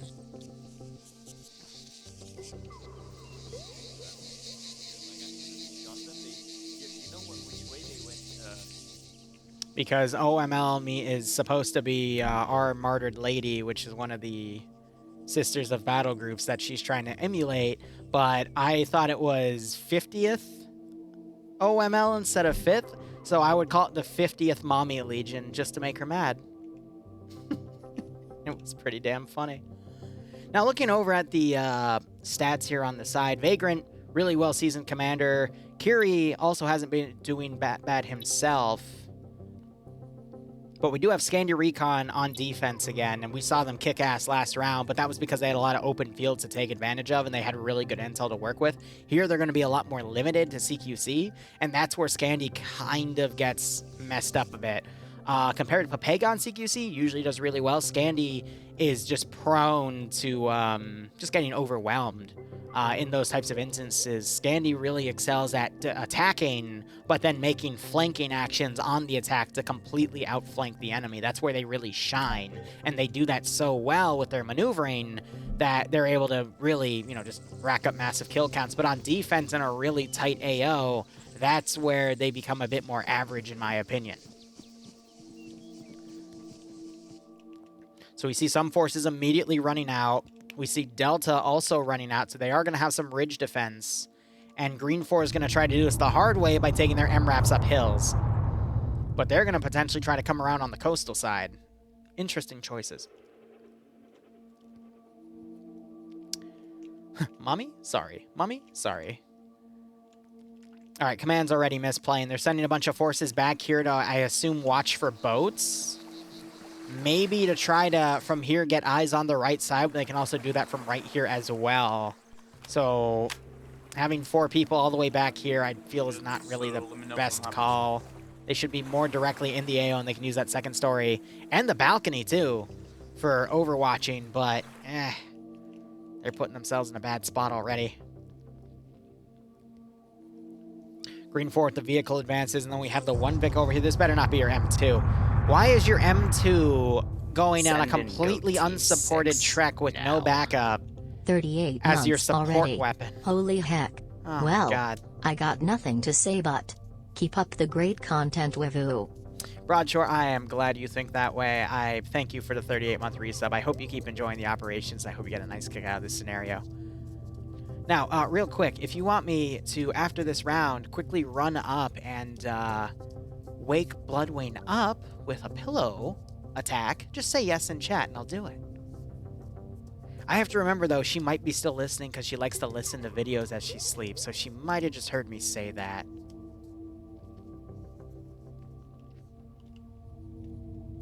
Shadow, I'm dyslexic. I read that as yes. All right, well, you know, I see a lot of yeses there, so, you know, your wish is my command, guys. We're not using the... Actually, it is in a drawer right next to the bed. Maybe. Well, what do you guys think? Pillow or Bad Dragon? What do you... I'm not going to record it.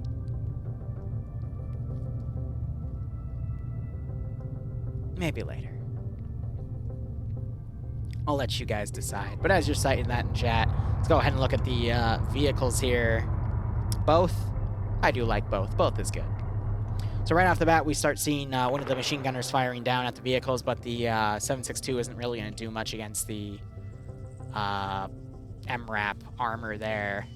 But VOD opting to go for a coastal deployment is a bit interesting. See marksman firing over.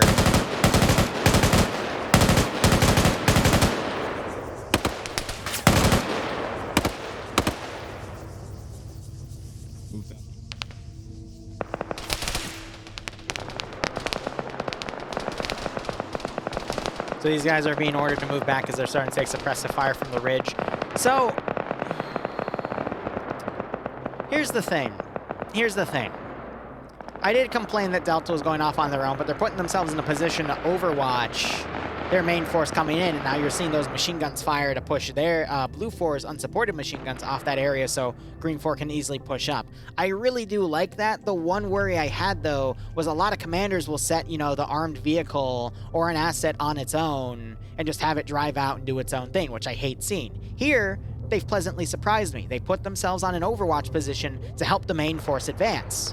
So now that's going to let these guys move up unmolested and overpower this AO with this number advantage. I just hope we see these guys mount up after these guys take the ridge and fall in behind and potentially move into another position to support, i.e. staying on the ridge and firing machine guns down as the infantry go down and trickle in through the valley and the trees. That's what I'm hoping we see. So right off the bat here, based off of where BlueFor's divided, I think we'll see VOD win. Simply because they only put a few guys on the ridge to do Overwatch, which granted is going to give them some good recon data on where the attack's going to come from, but now BlueFor has to capitalize on that. But the small choices, like only sending a few guys out to plink at the enemy, just kind of divides their force, so now they're going to be rushed up by a large amount of forces. Command all the way on the rear over here, not really doing much. Alpha 1 having forces up here. I can only assume to either do reconnaissance or plant mines. He's not an engineer, so I doubt it's mines. And then Charlie being put up here on their own. I feel like this would have been better if everyone just held Maxwell and did a 360, because this AO is just too tough to do on its own, or they could have done a ridge defense, but there's just not a lot for them to work with. But now we need to see VOD hold fire because friendly forces are starting to get up here. Now, this could still turn on a dime. We could still see Scandia Recon just, you know, murdering forces that trickle in. But look at this AO as well. VOD have kept a big chunk of their forces together compared to the previous fight where the attacking faction only came in one squad at a time. So I feel like this is just going to overwhelm the AO here. We got some Overwatch elements coming along the side. But as these guys are now going to go down and sweep the rest of Delta, you're going to have those coastal forces get in position. Now, BlueFor Delta trying to plan a counterattack here.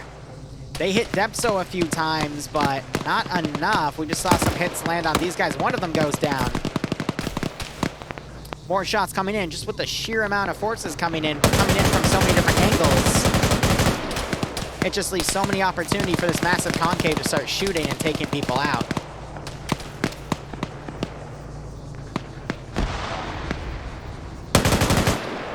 True, Rusky, but F&F isn't that coordinated, to be perfectly honest. So, Asada is trying to fire at people that are skylining, but he's not able to lower the weapon enough, so the shots are actually going over the heads of people. Granted, he's getting hits, but he's not able to control the recoil, and he goes down. So, Timek did die over here in that initial burst, but the remains of Delta are just getting picked off. You got Nerdin coming around. I think he's the one that got the kill on Timek, actually. So he immediately repositioned, realizing staying there was a bad idea. Now he's going to try to get on the rear of VOD. We'll see if he's able to get some pickoffs. But these types of players are the really scary ones. They can cause a massive amount of damage if you're not careful, which is why 360 is always important. Now, I do like Timolio's position here. He's bipotted the weapon. He's got a red dot. He's waiting for more forces to come around.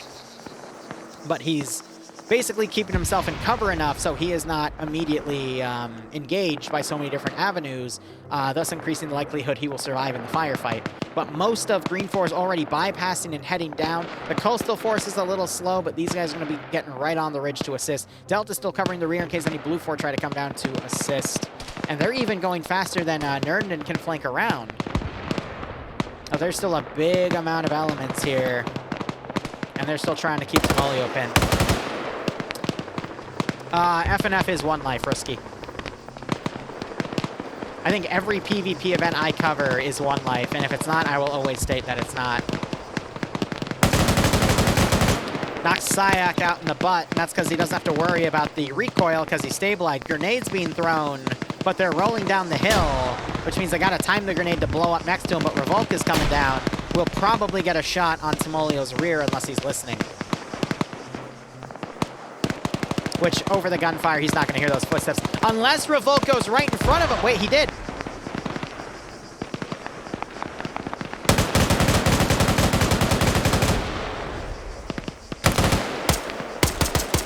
He runs out of ammo! Oh, no! He had him, too!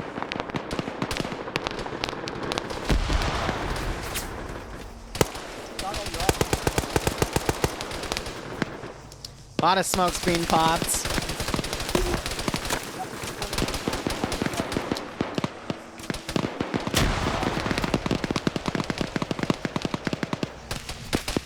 Ooh! Great pickoff by this defensive position right here. This is BlueFor's...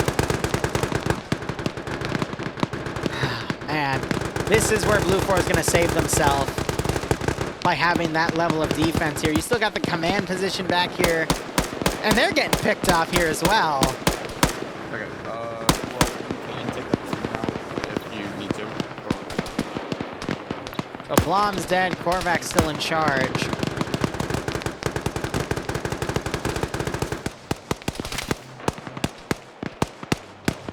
But now the Overwatch Force are getting to play. NASA and Ivno are right on top of that group, so they might be able to stop them. RPG fired into this building. We're getting pushed hard. BlueFor is stating they're getting pushed pretty hard here. But now, all BlueFor needs to do is just knock out as many Green 4 guys as they can, because they're not going to win this fight.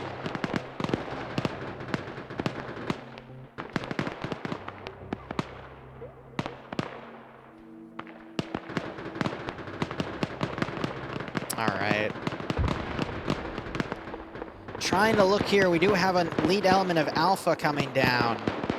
But none of his squad was able to make it down either. But looking at the skulls, we have seen quite a few skulls step up, but BlueFor skulls also following in kind.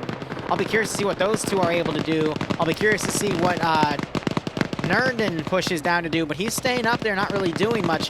The fact that the entire group is moving quicker than a single lone wolf to come around and hit you in the rear just shows the level of movement that Green 4 is trying to do, but they're kind of held up here with only a few guys trickling in as they're dealing with Overwatch positions. So now it's just a bit of a long-range fight until you have the few guys that have moved into the enemy's force start making their moves.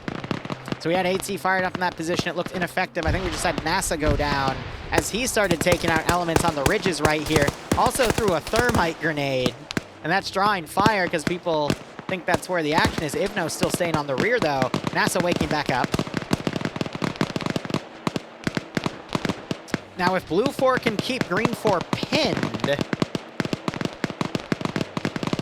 then we could see BlueFor still turn this around. If we saw Scandy break off that position and rush over and hit the group on the rear, I think that would be the nail in the coffin. It's a very risky play, but that is the last and really only card Korvac has left to play. Unless his group wins the PvP fight here, which I'm going to be honest, based on the fact that Green 4 stopped right here, it could still happen, but if these guys get into that position, take the terminal and pull out, that's going to force all these guys to come out of their Overwatch positions. More AT fire, that knocks Swola out, but then BlueFor screwed at that point. Really what BlueFor is trying to do here is knock out so much Green 4 that they won't be able to take the final position, and Scandy can easily clean up. And that's actually a bit closer than you'd think, mainly because of these two guys we're seeing up here, mainly because Green 4 did a bunch of smoke, but then didn't push down properly. because these guys should have followed suit, left like one team's worth of guys to plink at the positions, and Delta should have folded down and been on these the ridge here to spray these positions to pin them so that the infantry could move down. So I think that's where VOD's main misplay is not bringing Delta with them. Yeah, with the MG3 suppressing the BlueFor bunker lines, I think VOD will be able to get a lot more forces here. And Delta's not taking a scenic route. They're just still in their original Overwatch position, just not doing anything. Slushy taken out by Kabubi.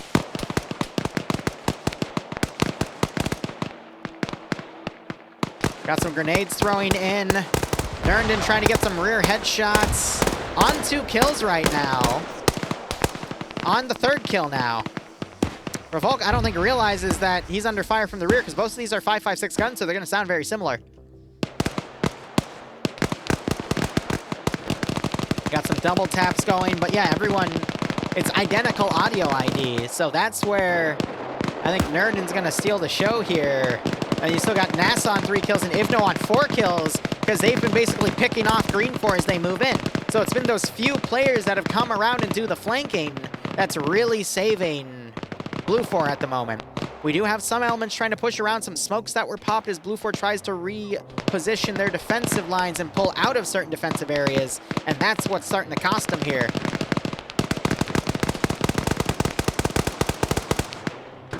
All good, Slash, all good.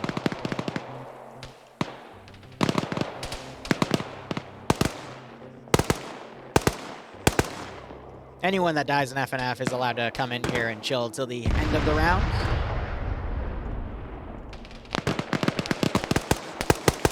NASA's literally getting walked up on here. Kills Mike. Pierce trying to line up a headshot. NASA's gonna pull back, but that was what, 4th kill for NASA? NASA, I think, just got a 5th. And Ivno's now shooting at NASA. And NASA returns fire! Why is it always blue on blue? Granted, that's Ivno's fault, because Ivno shot first. Oh, and then NASA dies. That's so funny. You got VOD getting right on top of this position. There's one more round after this, yes. Nurnden on a 4th kill now, still coming down on the rear of that element there. So now this could now shift into VOD's favor. You got 2 flanking guys. They're going to get right on top of this position. Is Camera trying to suicide bomb? Well, he still got 2 of them, but yeah, he was trying to suicide bomb. And everyone was running. And everyone was freaking running. I'm like, is he holding a grenade? No, that's an explosive charge. And they got that guy too. Oh. So VOD getting absolutely desperate. Seismo. Did you hear him yell what to that? Did you hear him? That amazing shot by Seismo. Seismo could still wake back up. That's the crazy part. Oh my God. Never a dull moment. Seismo wakes back up. Oh, I would be so pissed off if I was that VOD player. That whip around with that 249/mini-me. Suicide bombing, I think, is allowed, but who knows? Terminal has officially been hacked. Olaf trying to run in to stop the timer. Kabubi getting pinned, though, so Olaf can then run in and stop the timer there. Okay, it was only pause, not reset. Okay. Naterna, I want to check, or Nurden, excuse me, on 6 kills now. Just cleaning house. There's the 7th. Steve getting knocked out. Hack has been reinitiated. That's going to tell Olaf there's someone in this building.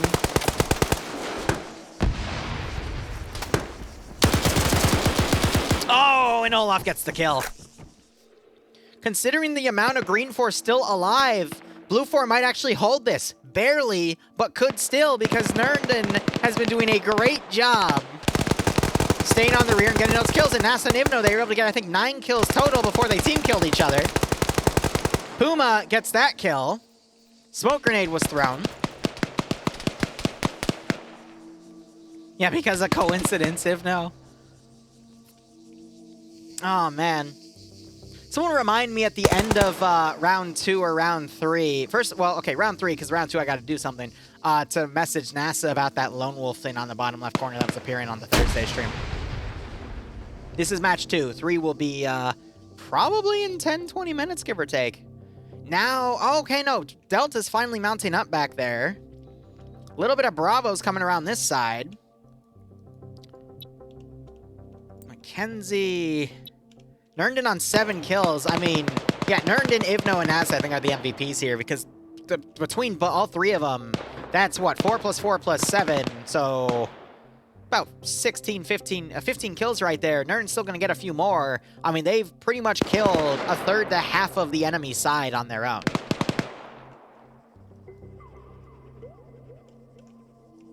It was awesome, but sucked at the same side. Jeez. Well, time instead of side, I get you.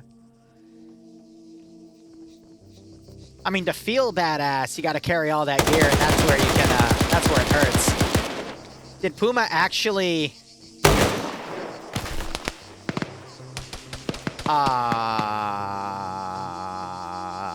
Content! Welcome to Desync in Arma 3! It happens! I just heard a satchel! Where did that go? Oh, it's right there! And that still somehow killed you! That was nowhere near you, but it killed. Okay, cool. Physics! Werewolf Boy, thanks for the 50-month resub at tier 3. I hope you keep enjoying the operations, and I hope you get a nice kick out of this scenario. So yeah, BlueFor, with the backup coming with Delta, I think BlueFor have done their job. They're going to take this objective, move over there, and Scander Recon's going to clean them out, but this round's going to take a while. But they've held. Oh, man. Zog on the corner. Still on nose kills, technically. AT fired. That was Nerndon trying to fire AT at Mackenzie. Mackenzie goes in, finds Gazog, takes him out. Stolen RPG. He's going to reload that RPG now. 50 cal Vic on Overwatch. Nerndon gets it reloaded, is going to pull back. Might be able to spot and hit that vehicle there. Where headshots don't kill you and grenades will kill you instantly behind cover. Yeah, it's Arma 3. Add Bloodlust or Barrow Trauma to the mix, and then you'll have people blowing up for absolutely no reason, exploding into literal viscera. Why? Because this game is silly.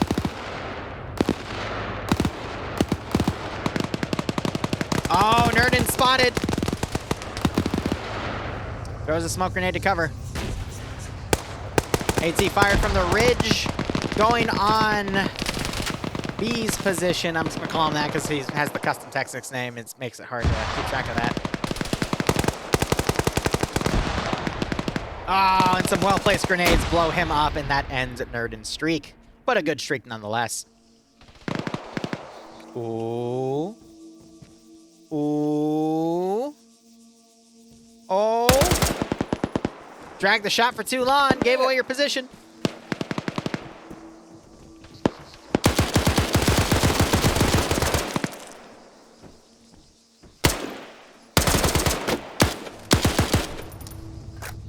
Kilda runs out of ammo. Last few shots by BI here. Mackenzie runs in.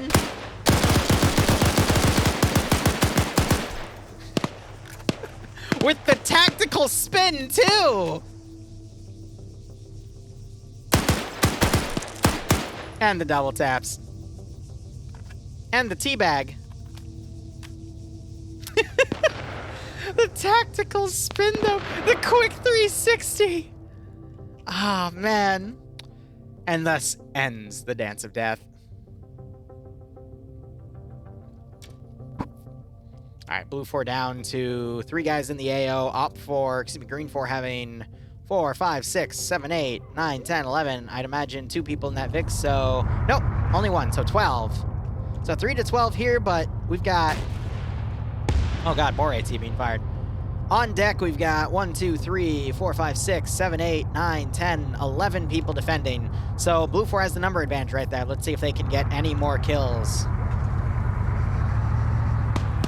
If Lolo just waits for that 50 cal gunner to get back on the gun, he could get an easy headshot.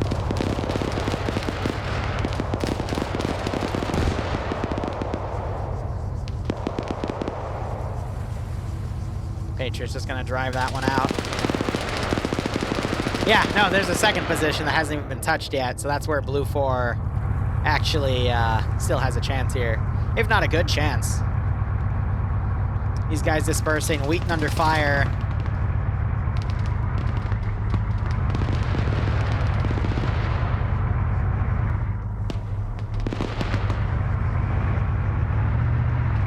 What is Patriot trying to do here?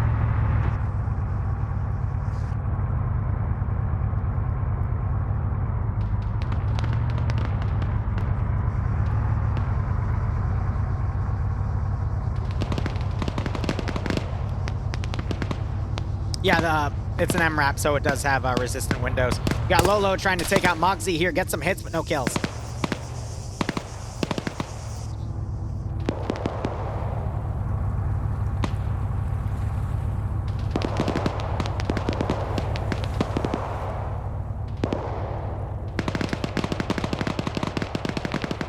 Lolo taking fire. Mackenzie and Wheaton getting to CQC, but the Scar H on CQC, I mean, that's 762 by 5-1. That's going to pack much bigger of a punch than 5.56.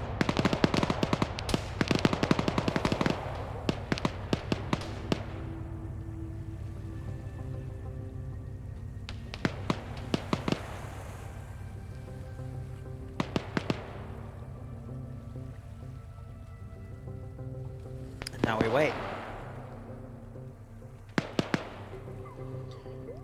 And the hack has been recommenced here. And now we're going to have a very interesting second half of this scenario, because BlueFor, as I said, probably wouldn't be able to survive the entire attack, but they did a lot more damage than I thought they would. Lolo on the rear of this position. Might try to loot for AT, but otherwise I think it's just sticking towards trying to find infantry to pick off. And Korvac still on the rear is there as well. Yeah, 7.62 by 5.1, same round used in the 240 Bravo. Really, NATO has two standardized mags, or calibers, for like 95% of their weaponry. And that is 5.56 and 7.62 by 5.1. And that's just the standard across all countries. So, you know, the MG3 chambered in 7.62 by 5.1. FN Mag chambered in 7.62 by 5.1. 240 Bravo chambered in 7.62 by 5.1. And then there's, you know, rifles that are chambered in that as well, such as the Scar H, which can be turned into a marksman platform. The G3, that's a German design. Yes, 9mm would be their handgun. But that one I've also seen some groups still using 45 ACP too. But yeah, Lolo did just steal the Vic and he's driving out with it, which is quite funny. But I think most of these guys are going to move on foot anyway. But Korvac, I don't know. We'll probably just have to walk it. Lolo, let's hope they don't get blue on blue. I'm a little worried with what Scandy's doing right here because they're starting to put out little picket teams when they should be keeping their forces on the objective itself because they don't know how Green 4 is going to come in here. And those teams could easily get whites. It's very risky, but it's also very Scandy, admittedly.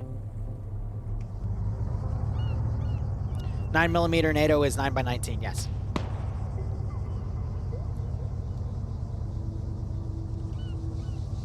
But I'm mainly talking about rifle calibers.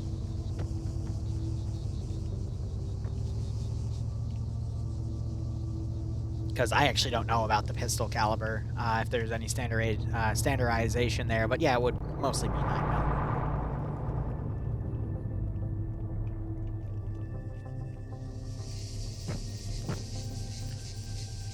So Korvac's looking back. Still on radio contact with people, which is great. Green 4 mounting up in the MRAP.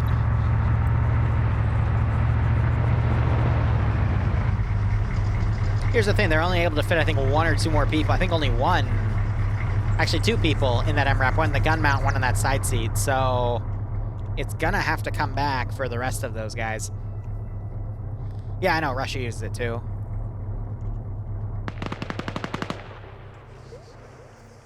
Is he trying to shoot the wheels out of the vehicle? So if he shoots out 2 wheels... What you doing, Lolo?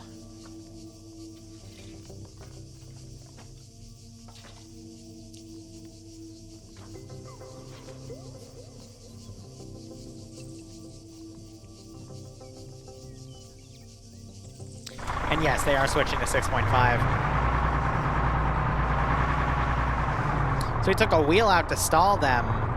Honestly, if Lolo wanted to delay that Vic, he should have taken the wheels and loaded them into the truck and then driven away if he really wanted to slow them down, because Green 4 is just going to put that wheel back on and go. You know what I mean? Granted, I was also thinking Lolo was going to take the spare wheel out and arm it into the Vic and send it flying, like we saw in OFCRA, which was pretty funny, but... I hope, was it Bob that did that? I hope he doesn't get banned. Because I understand where he's coming from, because the AT he was given did absolutely nothing. It should have disabled the Vic, but it just tickled it, and it's like, oh, okay, whatever. But I was talking with the 3CB devs about that, and they're saying that they couldn't replicate the issue. So it was probably something in OFCRA's files that were making those things super tanky, but... Aye. Bob getting a beating for sure. Poor Bob. So Green 4 is now redeploying all the infantry, I think realizing they can't take everyone, but yeah, it's just going to be a slow...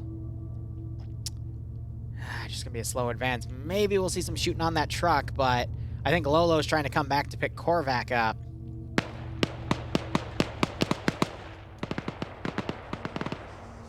I don't know who he was just shooting at. Yeah, truck's just driving around.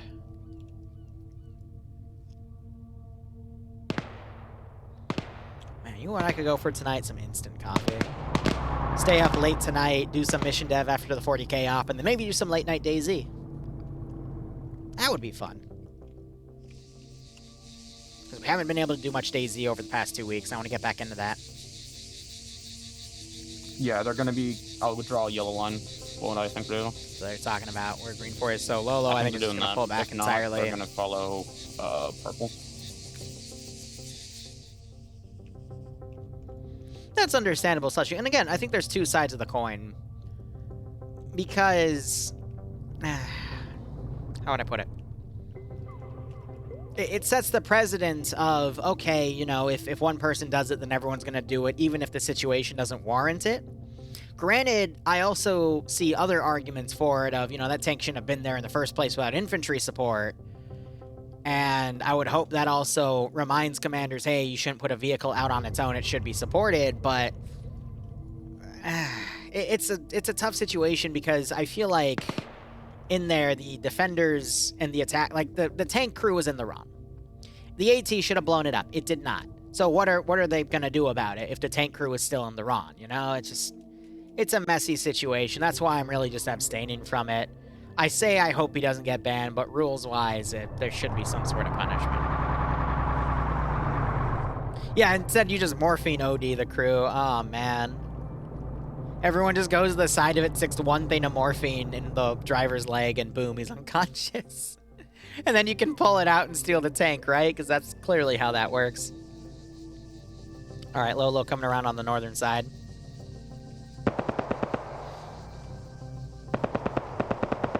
Hey, Michael, I'm doing all right. You got the 50 cal up here.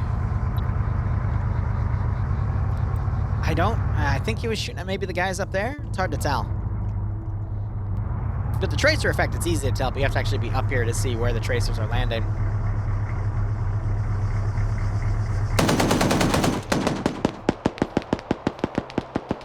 Yeah, they're just suppressing the position, but that's just going to give them away. And Nimia does have an AT4. Eyes on. 622, 622. 622 meters. No way in hell. No way in hell. Over. But that was close.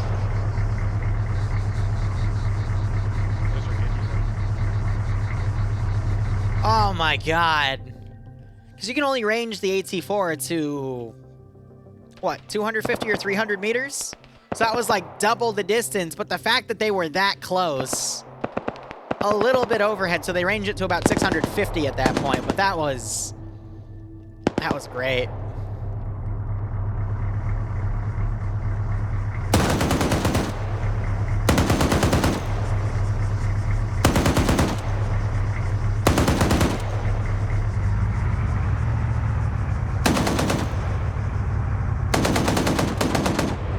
Yeah, because you just don't have a way to properly increment its range at that rate. It's a good guess, though. I would have personally waited because the vehicle's getting closer now and they would have gotten an easier hit on it, but, you know, risk it for the biscuit. Now, this is going to be interesting. I'm wondering if they're going to deploy on the rear. They don't know that Green-4's up here yet, though, so I think Green-4's going to get an easy ambush on that position, but... Oh, we'll see how things go.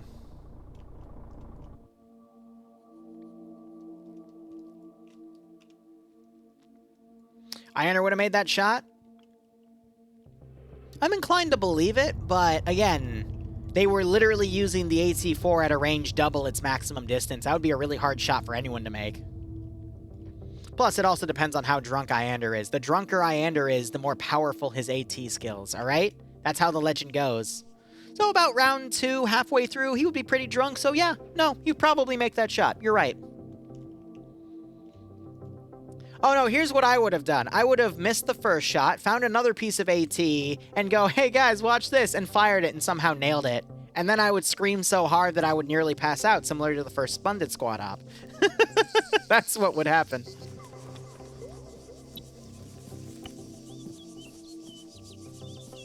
Drunk Iander is base Iander. Yes, I agree with you. Oh, alright, Norse. I think just reported he saw this one player cracking out right here. That's Navs. Yes, Slushy. Kane, I think, came in and said that, so we'll see how things go now. Should be fun.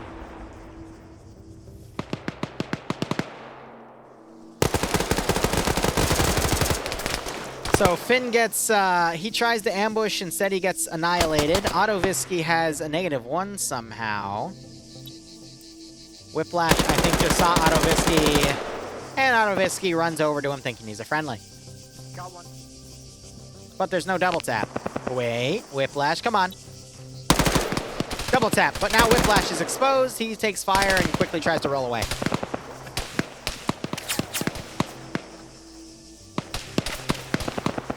It theoretically will mean Liru will jump at more sound bites. Oh, God. I guess I have to start playing DayZ again just for your own amusement, especially now that everyone's a PvP zone. Great. -1 mean team kill. Yes. Yes, it does. Because it means you killed a friendly, so you get a negative point. Nimia out of AT because of that single shot disposable, so she's going to pull back with the rest of her group. 15-minute warning called. And now we'll see the round go on.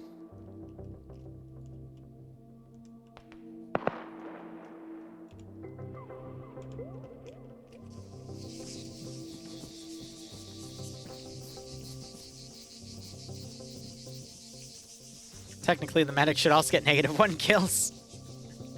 Because they revive people. Slushy, soon. Soon. I'm shooting for this weekend.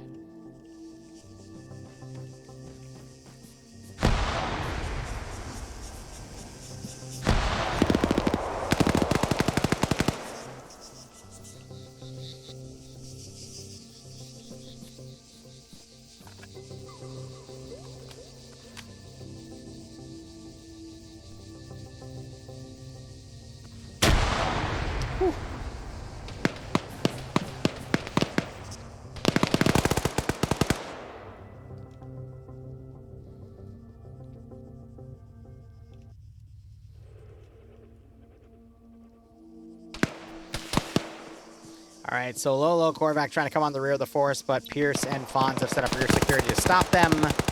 Now you got Green-4 trying to all come around. The M2 Vic has now driven around counterclockwise to meet up with their force, but I don't know, just based off of how dispersed Green-4 is and how much BlueFor is still alive, it's going to take a miracle for Green-4 to break through.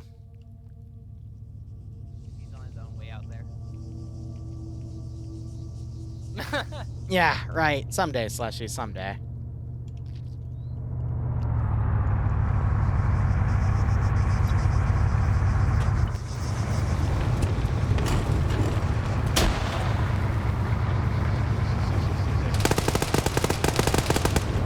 Gunner turns in after taking fire. Nemesis trying to get a pick off now. Nemesis under fire here from Infantry on the side. And VOD is pulling their forces back. Fawn still overwatching the rear, but is now pulling back, giving room for Korvac and Lolo to come around. Naf's also coming around on the rear side. As the marksman, though, closing the CQC, that's going to be a bit tough, but still doable.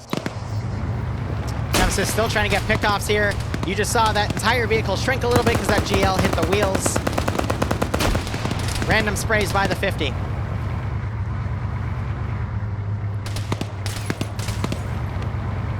Gunner's doing a great job constantly turning in. More GLs coming in, damaging the wheels, but it's just not enough. And now you got VOD closing in on this position. As they advance, throw some grenades. I mean, they're landing on where people were, which is a good sign. I mean, I think that's Nemesis' dead body up there, actually. I hit the MRAP 3 times. Cat's calling that he's done some grenadier damage to it, but it's an MRAP. It's not gonna fold to that.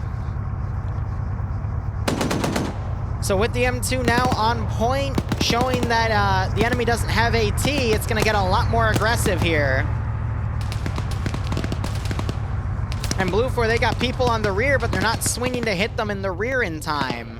So VOD might actually be able to pull this off because they got forces right on top of the objective. Norris on 3 kills. This could still turn around.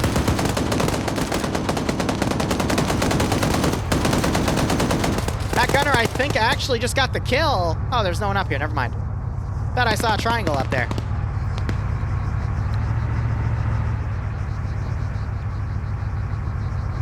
BlueFor's got no choice but to fold in right here.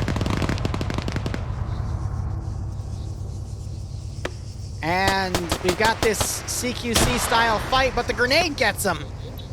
Whiplash saved by the nade. Duke is down. Intel's trying to revive him. Numbers-wise, BlueFor now coming on to try to come into the rear of these forces. Oh, and a headshot. All of Intel's hard work on Duke goes up in blood and smoke. 7 VOD remaining.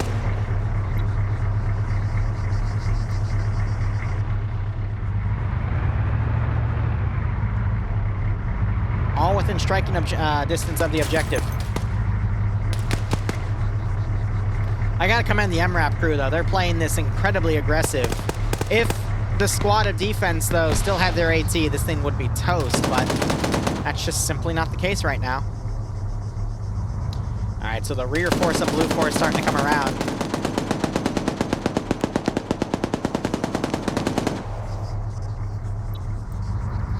Yeah, so some BlueFor members are opting to ignore the MRAP. More grenades being thrown up to obscure forces coming in here. BlueFor getting more knocks on the rear as they start coming in. Based off where BlueFor is, VOD now starting to trickle in. If they can kill these 2 guys, I think VOD still has a chance of winning. But that's only if they can bypass and actually get to the terminal site. Because they should know on the map where it is. And one of the BlueFor guys was just taken out. That leaves Dobbs. Where was he? Where was he? Let's go. And he gets immediately headshotted!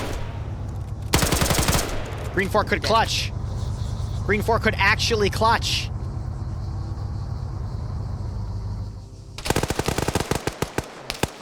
Now BlueFor starting to come in on the rear here. Oh, VOD starting to get picked off. You only have the medic up in this Vic. The gunner was sniped off. Oh, it's a fleeting dream. They just got another BlueFor member, though. Grenades being exchanged.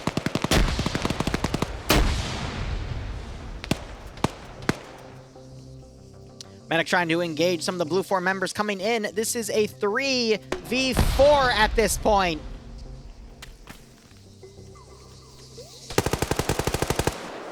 I'm going to be honest. I was expecting BlueFor to go a lot harder. I think it's now 3v3 because Naf's just friendly fired a guy. It's even. This is the end of round 2, yes. If they can access the terminal and get it to start counting down, that's what they really need to do right now. I was expecting Scandi to bulldoze this, but unfortunately, they just went off in their own little separate groups and tried to outflank, and it just didn't work for them because VOD has been very aggressive on their pushing. It only worked for BlueFor to hit the rear when VOD slowed down. Close in a really good spot to pin this one VOD guy. I am. Where's the terminal, dude? Do we know? Have you cleared the bunker tower? Okay, there's enemies east side on the rocks. And they still have communication with each other.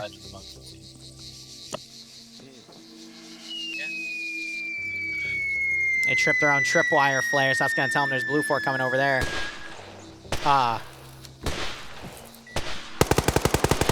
Wait a minute. Wait a minute. Okay. 80 seconds. BlueFor makes a move. Nas gets a kill. VOD. I think Fonz might have just did a little bit of... Did you kill him? You killed him. And then you friendly wiggled his corpse. You are... Are you for real? Are you for real?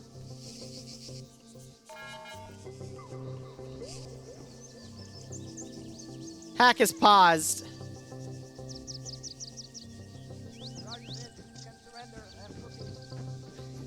You hear him yelling? Come on, there's another round. Can we play the next one? Please. Whiplash. Here we go. Call us Shassam. And it's GG. Oh, maybe not. Go prone. Go prone. Shoot him in the feetsies.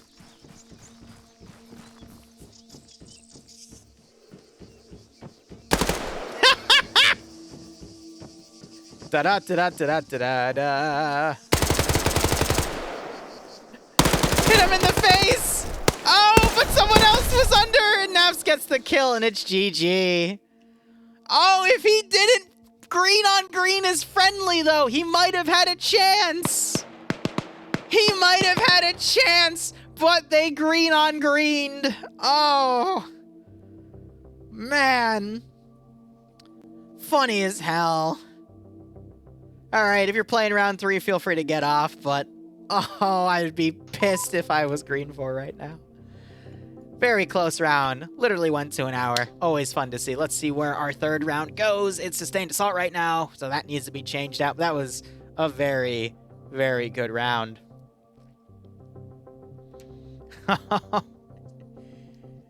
If no, you friendly your mate. Exactly. So yeah, he totally carried it by killing his buddy. All right, guys, round 3, let's go. I'm gonna write up my commands, and then I'm going to beat Bloodwing with a dragon dildo, and then I'll be back. So, oh, and a pillow. But anyway, so sorry.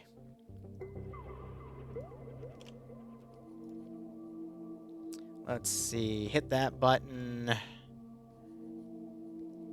Round 3, we have... What do we got? OpFor attacking 3 BlueFor sectors.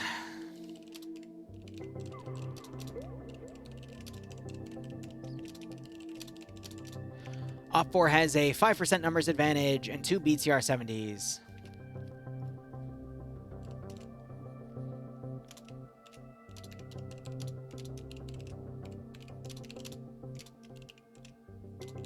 While BlueFor has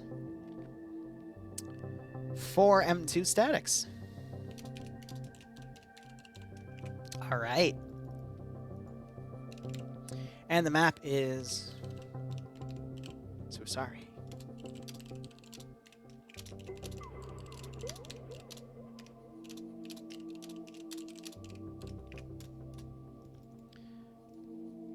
All right, guys.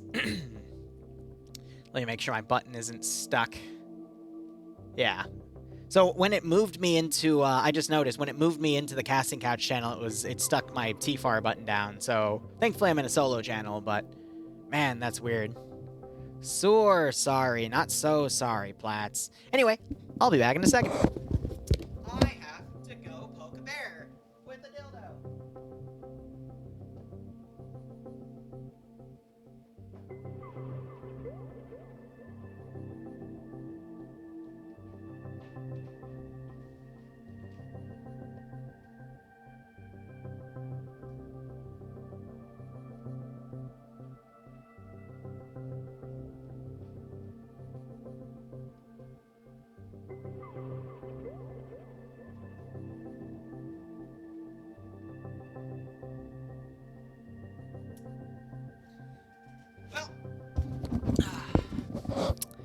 I didn't do it, because there was a sign written, and it said, Liru, if you wake me up, I'm going to crush your testicles. Now, chat, I'm going to level with you. I really want to keep my testicles, okay? They're great for, stuff, you know? So, not going to do it. Anyway, how's everyone doing? Didn't she already do that? Yes, but, I don't want to go through that pain again, please. Anyway, hope everyone's doing a-okay tonight. Let's see, in 3.5 hours, we will be doing, what is it, 3.5? Wait, 5, 6, 2.5 hours. We'll be doing Warhammer 40k ops. After that, I'm going to stream some mission dev, really just, I think, 20 to 30 minutes max for the MWU op tomorrow. Then I'm going to get that file submitted, and then we'll probably go ahead and get some DayZ in. And then beyond that, I'm actually thinking, can I fit a Sunday morning op? I have to check my schedule. I might actually be able to sneak in a Sunday morning op. Just trying to think, what could it be? Because I promised next weekend would be my makeup for the other horror ops, so I gotta come up with a topic. Yeah, we could totally come up with something, though.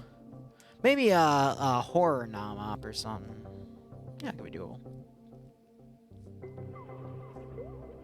It all works out. Alright, we're down to 77. That should be a-okay, but we'll see how things go.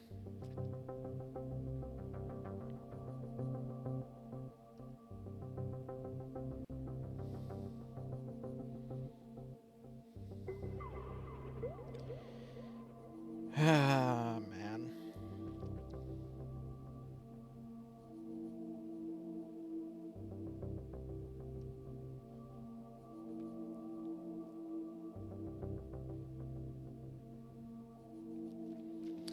Though I do have a friend group that wants to play Forest around 11, so I'll probably chill with them for an hour or so. Yeah, and then at midnight we can do those streams. That should be fun. I just know the 40k stream is going to be a bit on the longer side, because that entire map's probably going to take them at least 2 hours to take it all over, but that should be fine. We have done a space op, but I don't have access to that script for Zeusing. Because it's still a Project Tension trade secret. If that makes any sense. Alrighty. Man, I'm just thinking of everything I have to do today. There's a few chores around the house I gotta get done between FNF and the Warhammer 40k op. There's some research I'm doing. Project Tension is Krosk's thing we occasionally play on Saturday nights. Those are the really well-detailed ops with full-on custom video briefings and, you know, custom underground bunker systems. You know, the whole freaking 9 yards. It's pinnacle of Arma 3, in my opinion. But I've been up late for the past 3 nights doing a shit ton of research on something that we'll talk about soon, but between that and also studying YouTube algorithm BS. How exactly is late for you? 6 a.m. 4 to 6 a.m. Though last night, Bloodwing made me go up early and cuddle with her around 11, but then I stayed up and worked till 4 a.m. just on research.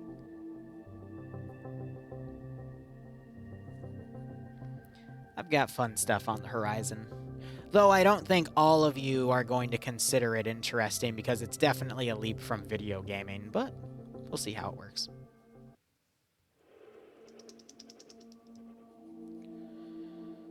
Alrighty, otherwise round 3 coming up, we'll be keeping our eyes on everybody here, because I'm going to be honest, with, less than 80 players, it's actually easier to keep track of individual units compared, doubling it on 150 like we see in OFCRA, where we used to see FNF get up to, 124, which was their max player count, so, we'll see how everything goes. But otherwise, I hope you all are enjoying your Friday, and I hope you all have a wonderful weekend.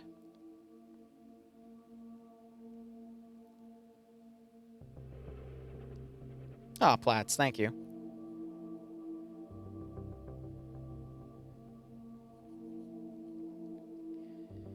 I'm trying to think, what do I want to look at in the meantime?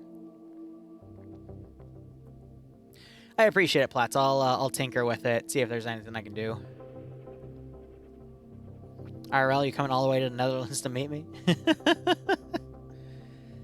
Good God. I'm going to be honest, I'm not really the type to do a lot of traveling. I just don't see a point in spending hundreds to thousands of dollars to go somewhere that, it's going to look more or less the same, except for your, older architecture, but, I live in the suburbs. I can drive an hour, end up in DC. I can drive an hour, end up in a rural area. Like, what's there left to see other than, the outback, the Sahara? I can just look on my phone and look at pictures, Europe's a whole different thing. I mean, I've seen pictures, I'd imagine, but I just don't have an interest. I've been to Greece, and it was fun, but I don't know. I've been to Australia too. Yeah, I'm in my mid-20s. I've been to a lot of places already, and I just don't see a point. And I guess that's just me personally, but meets 25 Greek officials in one day. Don't even get me started. I have so many Greek stories from that Greek trip. And then getting home was a pain in the ass, because my plane caught fire. And we had to land in London. And then I had to stay in London overnight. Then they flew me to Canada. And then there was this massive snowstorm going on, or thunderstorm. I don't even freaking remember. So they said, hey, you're going to be stuck in Canada for a week. And I'm like, haha, fuck that. So I then flew to a different Canadian town. And then they flew me a few hours later back to where I needed to go at a different airport. But at least I was close to home and I could be picked up by friends. So yeah, that was fun. I still remember looking out my window and seeing our engine smoking, and I'm like, oh, cool. I might die. Yeah, it's been a good life. Have fun, everyone. But I remember the person sitting next to me started freaking out, and I just kind of sat there and went, yeah, okay. Just kind of thought about everything in my head, and I'm like, what can I do at that point? Like, whatever. Who gives a shit at that point? Going through my head, I was like, I'm never letting Bloodwing plan my plane trips again if I make it out of this. This is fine. Yeah, exactly. One more PvP, please. We're going to do round 3. We're just waiting for them to start the damn thing. The button says okay. I'm clicking it, but it is certainly not okay. Ay. Get some tzatziki to go with it.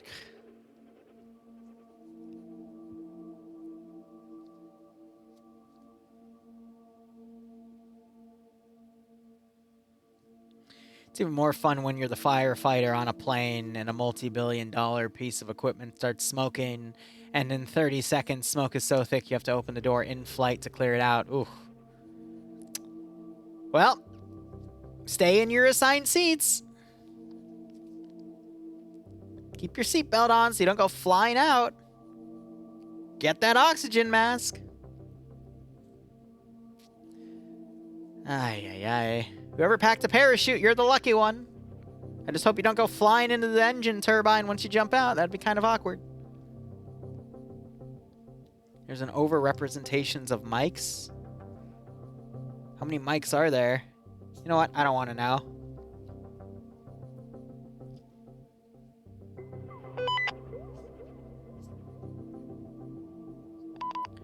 Hot shot, that is entirely up to her.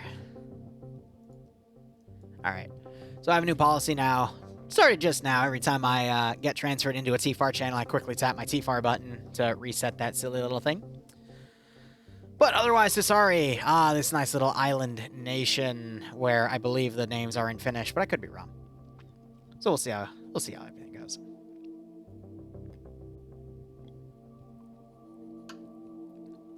Oh, Platts, I was on a freaking commercial jet. There weren't any parachutes for us there either, bro. We're just shit out of luck.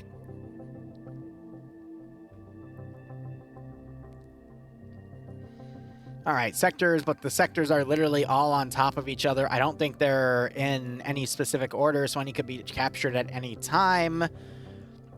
OpFor starting on the southern side, they can literally go from anywhere here. And then BlueFor have a pretty large AO. There's an entire forest around this area. Could get on some Overwatch positions, but that 79 point, that 69 point can help Overwatch these lower areas. So maybe some BlueFor development right here.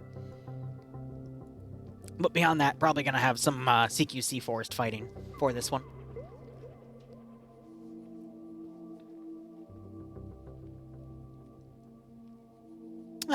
Op time, Platts. Op time. And to think, if I actually woke Bloodwing up, I probably wouldn't be back right now. Instead, if the noise gate wasn't so strict, you'd be hearing me screaming in pain as she crushed my ball. Because that's what happened last time. But anyway.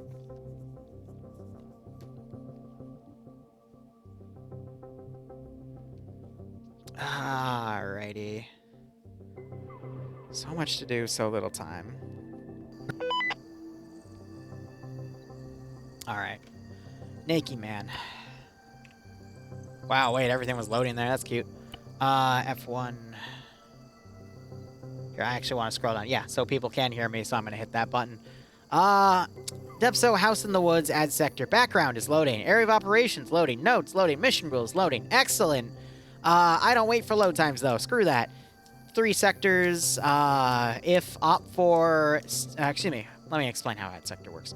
So defenders have to hold 2 or 3 or even 1 sector. How they hold that sector is having more units in the sector than the attackers. If the attackers have more units in the sector than the defenders, a 60-second timer will start. If, for whatever reason, the defenders then have more people in the sector than the attackers or kill everyone in the sector, then the timer resets. There is no brief. Yeah, I figured as much because I've never seen that feature before. But regardless... that is how ad sector is played. If BlueFor is able to hold on to at least 1 sector by the end of the round, they win. If OpFor is able to take all 3 sectors, they win. And, of course, if either side gets wiped, then the opposing side wins. Excuse me. All right. Looking at the roster here, let's go ahead and start with our defenders here. I don't think there's any Matt. I don't see any Echo, so Matt doesn't matter. Render distance is 1,050 meters. No magnified optics nor NVG equipment. Defender build points have doubled, so it's 250 instead of the standard 125. BlueFor are going to be your Polish military intelligence services kits. Loadout's going to be ACRs. Secondary handgun's going to be Glock 17. Light machine gunner / auto rifleman get the Mini-Me. Medium machine gunner / machine gunners get the machine gun, the MG3. Of course I get a machine gun. Light anti-tank's going to be the 136 single shot disposable AT weapon. Crew and aviation doesn't matter because there's no crew and aviation slots assets are going to be 4 static M2s for them to use. OpFor are going to be your modern Chechen Force kits, which have a nice black tinge to them. Their weaponry is going to be a mix of AK-74 MRs and AK-74 UNs. They also have MP443 garages for their secondary. Their light machine gunners are going to get the RPK. Their medium machine gunner is going to get the PKP. Light anti-tank is going to be the reloadable RPG-7. And crew and aviation, because they do have that, get the choice of the PP-2000 or an AKS. Looking at the sides here, we got Kiri commanding, Slushy as the 2IC, NASA as Alpha Lead, Ivno as the marksman. Marksman weapon is going to be an ACR with a magnified optic. Eric is going to be the squad's medic. Bluck leading Alpha 1. Tymek as the machine gunner, Kermit as the AT gunner, Depso as a grenadier, and Swola as the explosive specialist. Patriots leading Alpha 2 with Ash, Arcor, Wheat, Gazog, Banks, and Tackleberry under him. Charlie 1 skipping down to Charlie immediately. Has Nolich leading Sean, Kabubi Phase, Steve, Vagrant, Pierce, and Fonz under him. Duke leading Delta with Intel, Mogsy, Bonkers, Mike, and Night Owl under him. And Delta 2 led by Rufy with Waldo twins, Trubazo and Autovisky under him as well. And that is pretty much it for that group. Full page of infantry, we'll see how things go. OpFor have more than a page though, but only slightly. So it's only about 3 or 4 additional members for that number advantage. But go ahead and looking at OpFor. We have Shy commanding with Nerdin as the 2IC. We'll see if Nerdin's commanding skills are as good as his rifleman skills from last round with that 7 multi-kill. Otherwise, Solomon's leading Alpha 1, Revolk taking the medic, HP Mutant leading Alpha 1 with Reaper's Insanity, Olaf under him, Pro Hunter taking Alpha 2 lead with 35844, McCarthy, Crazy, Cameron, and Martin under him.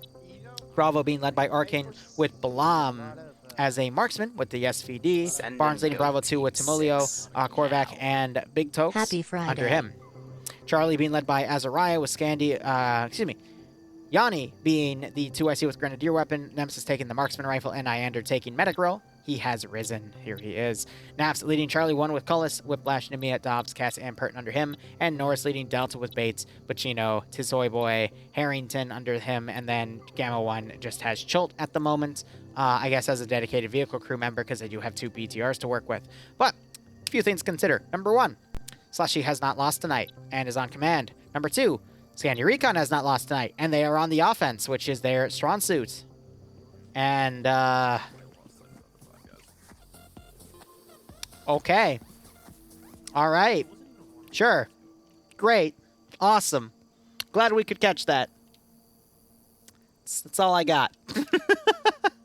The copyright demon strikes again. But Donnie Chad, thanks for the 31-month resub. Happy Friday to you too, buddy. I hope you keep enjoying the operations, and I hope you get a nice kick out of this scenario. Why 1050 and not just 1 kilometer? Well, probably to mess with me because, well, these are still loading, and I guess they're just going to infinitely load. You know what? I blame Iander. But regardless, looking at our sectors here, it's just 3 areas of land back to back to back. Sector 3 focusing on the rear area right here. Sector 2 focusing on this area. Sector 1 focusing on that area, all right next to each other. BlueFor, meanwhile, as the other positions I was talking about, they got some nice Overwatch positions to cover these areas going in, but this is mainly going to be just a lot of forest fighting. Forest fighting, CQC, not really good for BTRs, admittedly. I'm going to be honest, I think OpFor would be better if they didn't even field the BTRs here, because it's just way too CQC and claustrophobic for them to be properly utilized.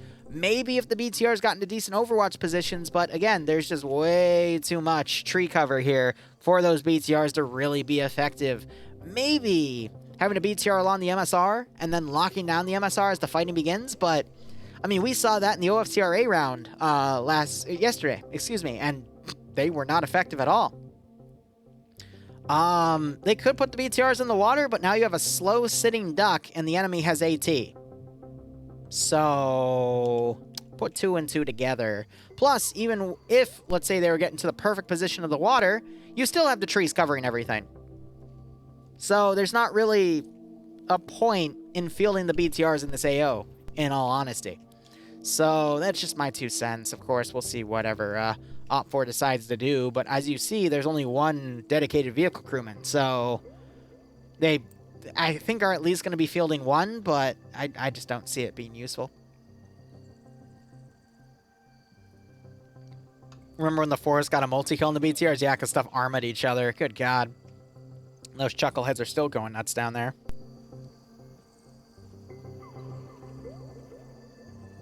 Let's give him a warm welcome, shall we? What are your thoughts? I'm gonna be honest.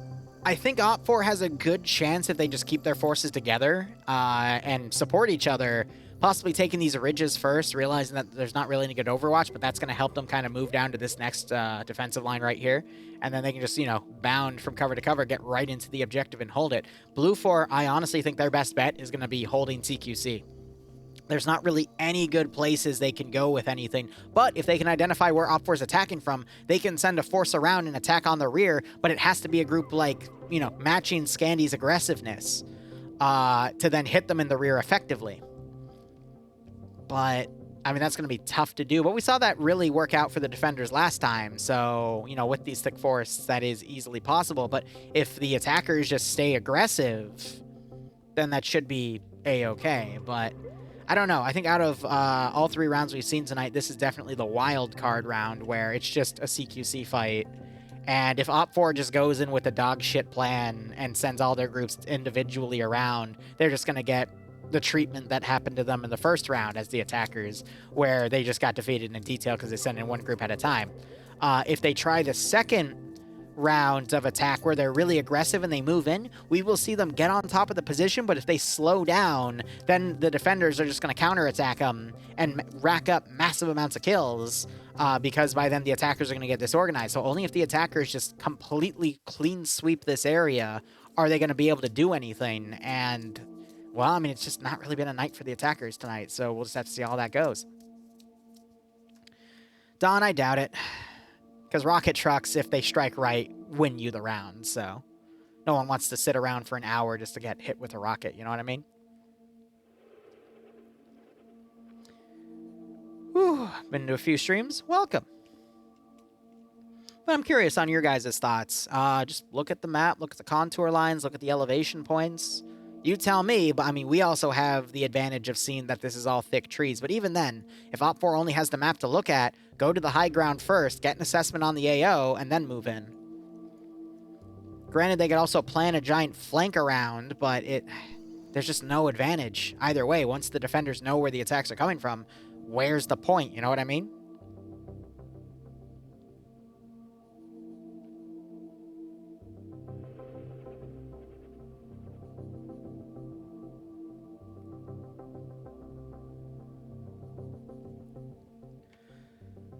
I have the high ground space, Jesus.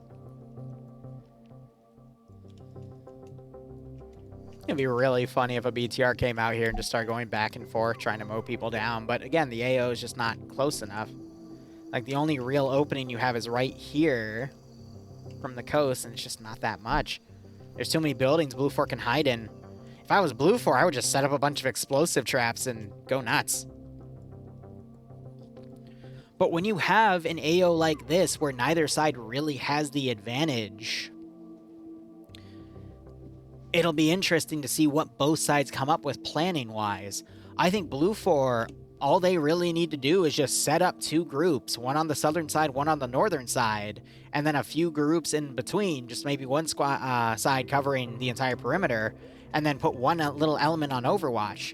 And as soon as they figure out where they're being attacked from, let's say they're being attacked from the north, have the southern group flank around and hit them in the rear. If they're being attacked from the south, have the northern group flank around, hit them on the rear.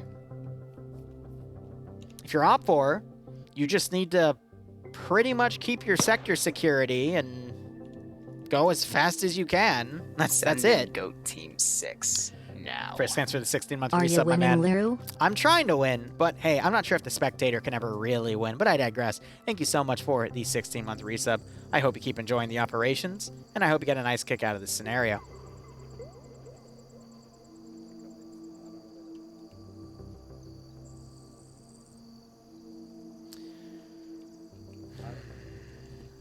Got Azariah and Malin back here. Let's eavesdrop.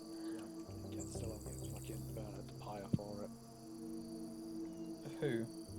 Who's giving you bad player for it? Nemesis. Oh. What?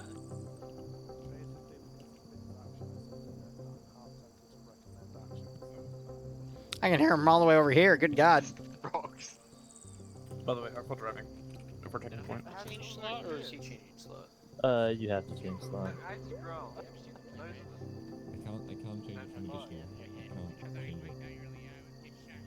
What? Alright. Hey, Dokes. This way. Hey, Dokes, you want to go take his marksman slot? Oh, you already did.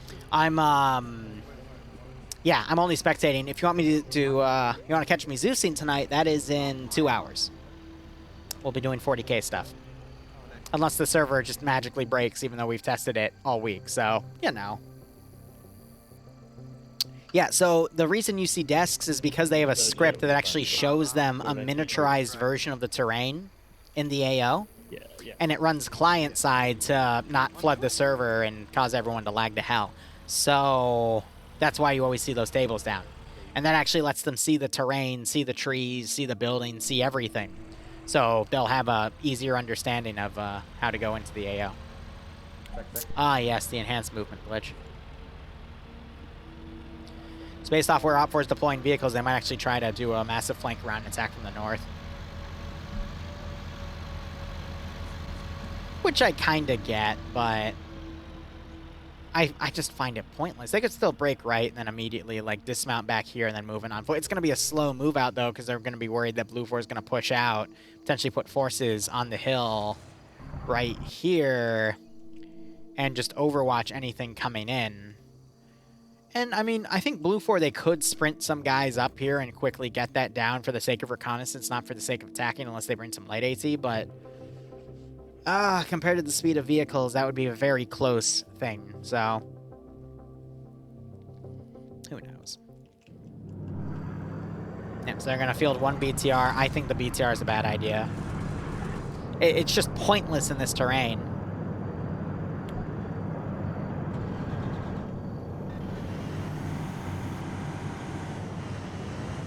Send it, go Team 6. Azariah DCs. Which, I thought he was squad leading Charlie, so I don't know what that's about. Iceberg, thanks for the 44-month resub. I hope you enjoying the operations, and I hope you get a nice kick out of this scenario. And you'll get goats tonight, don't worry.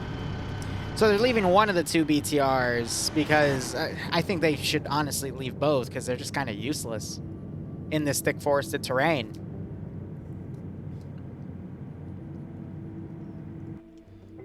Got people starting to dismount to set up right here. They got 1 minute before the round goes. We'll see if they push out in uniform.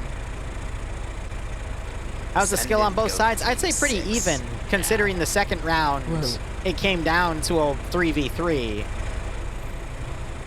Scandy on offense, though, I think is going to be really, really nice, but we'll just have to see how all that goes. Iceberg, I gotta change my mailing address for it, but soon. Hopefully very soon. I've been saying that for a while. That's because other things keep coming up to take my time away. So BTR is gonna go out on foot. Yeah, because they don't have anything they want to do with it, so of course the BTR is gonna go out on its own, and it's just gonna die. Ay. But Surek, thanks for the 18-month resub as well. That gets you the Goat Horn Lance Corporal badge. Thank you for all your support. I hope you keep enjoying the operations, and I do hope you get a nice kick out of this scenario. So BlueFor sending a small team out over here, and otherwise they're just going to stay on defense on the sector, which I agree with. You can put a few groups out to do Overwatch, but you just got to wait for them to show up. Bretchet, thanks for the 24-month resub. That gets you the silver Lance Corporal badge, if I recall correctly. I hope you keep enjoying the operations. Thank you for 2 years of support, and I hope you get a nice kick out of this round. Last round of FNF tonight.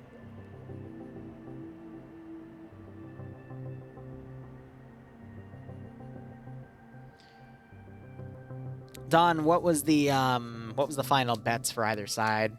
Because the hype train notification's been blocking it. Or what, goat ears? Hey, Az, you okay?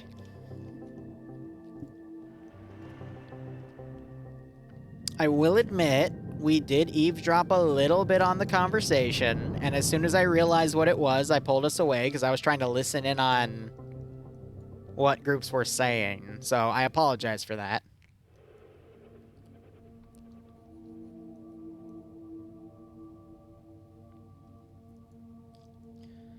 Oh my god. So they're going to go and push up the coast. Coast isn't a bad idea, but you just got to avoid all the rocks. It's possible. I've seen other groups do maneuvers like this in the past. Because it can be quicker than the roads, but that means they're literally going to probably get on this road or that road, go all the way around, and then attack from the northern side. Send in Drunk goat Fire Bear, team thanks for giving a sub to 6 Falcon. I hope you both now. keep enjoying the operations, and I do hope you get a nice kick out of this scenario. They have given 195 gift subs in the channel. Love how you can I can still vaguely hear her voice in the background. I'm not sure if you guys can, but the sub voice.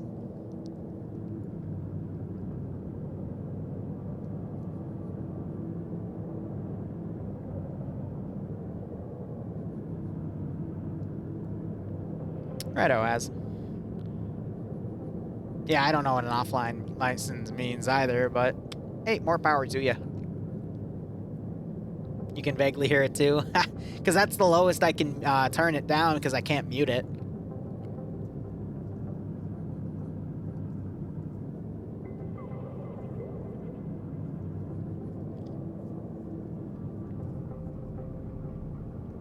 It doesn't let me turn it off, but if I turn it off, then it won't do the, it's a blanket system where I can either turn it off, but then we also won't have the sub messages read to me. Or I can keep it on, but lower it as much as I can, because I can't turn it off for that category. Granted, this was years ago, and maybe they updated, but still. Yeah, so they're sending the BTR on a suicide charge. Oh, this should be good. On its own, unsupported. It's for the people that want to go to bed.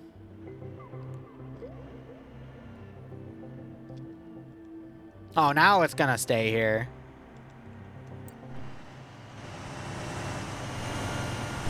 Now it's going off-road too. What are these chuckleheads planning?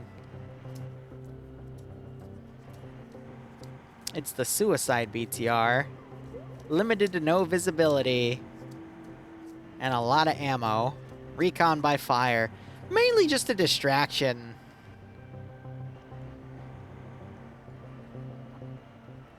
But a lone vehicle, it's going to turn some heads, definitely. But once they realize it's just a lone vehicle, it's not really going to do much else. But yeah, as I predicted, they're going to then go on the road over here and go. Meanwhile, you got these guys.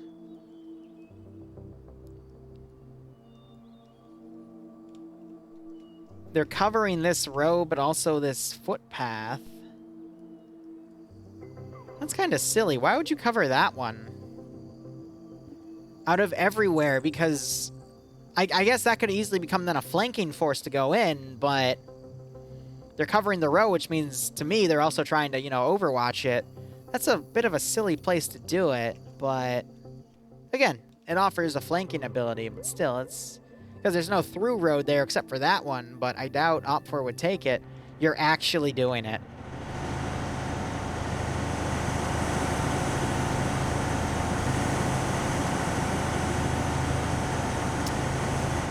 You're actually going to do it. Oh my god.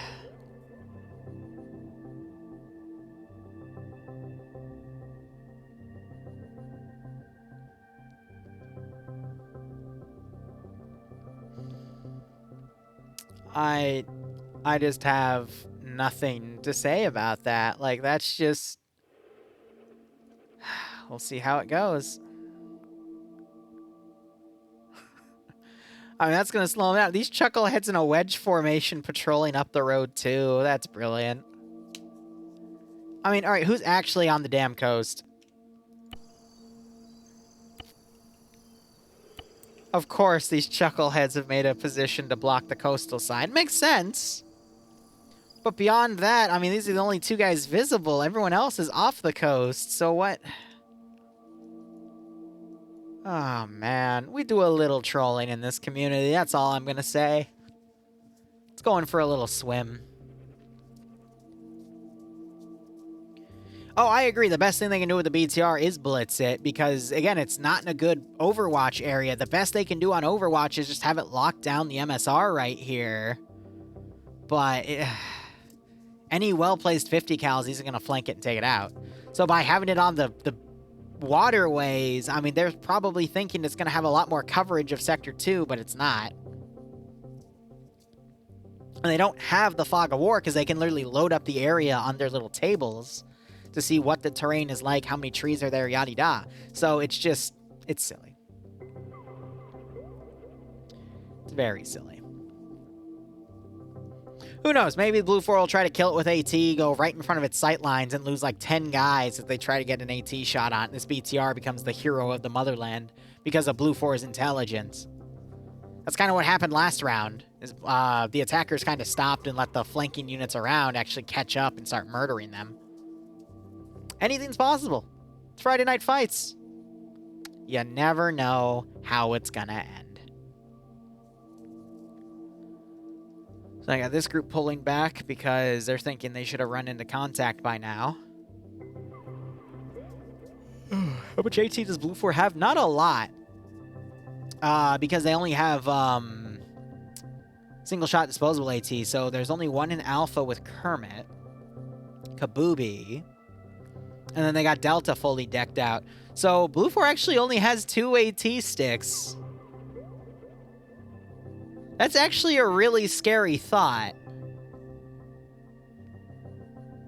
So the BTR dodges 2 sticks of AT, then BlueFor will have no way to kill that BTR except with the 50 cals. By sniping the crew out and destroying the engine block.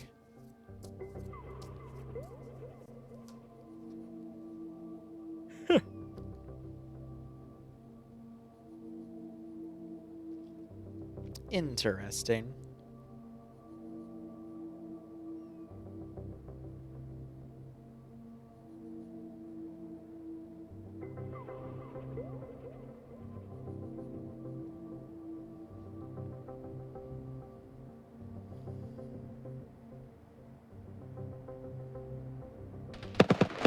Oh my god.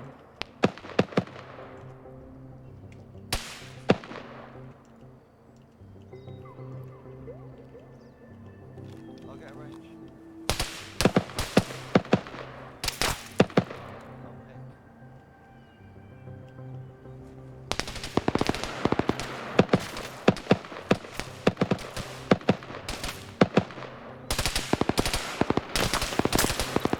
Kabubi's going down with the AT4.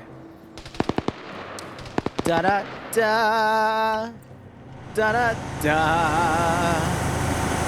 There he is. Will he make the hit? He misses! That's half of BlueFor's AT.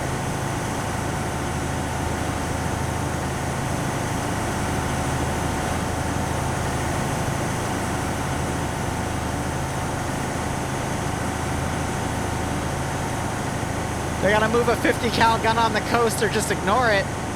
BlueFor, I think, wising up that maybe they're coming in from the north because they've got this far dismount here. I do like how they're keeping everyone together, though.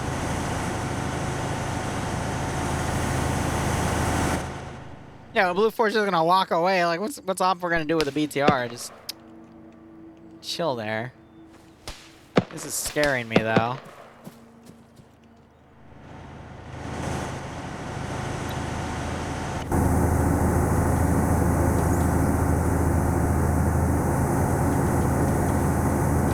Oh, wait. Did he see the commander right there? What are you doing? He's now blocking himself off with his wheel. Curie's just looking at him. They're trying to find more AT. Ah, they pulled their 50 cal up. So Slushy's trying to engage the rear of this BTR. And they get the knockout. And there goes the engine. Gunner's dead, driver's unconscious. That's a BTR 70. Well, that went just as well as I thought it would go. So, yeah. Freaking BTR. The BTR that couldn't. Now, if the BTR actually, like, went out and hid behind this island and, like, occasionally using it as cover, like, went out and tried to snipe people, that would have been work. Now you got the driver's still alive. The engine's out. He's not going to be able to repair it. Maybe he can get in the gun and just play dead and possibly pick someone off. Oh, he's in the turret. Did they notice the turret moving?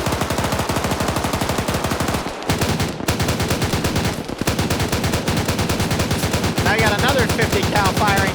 Knocks out the gunner. I think that was Slushy. Turret just got disabled. And you're knocked out again.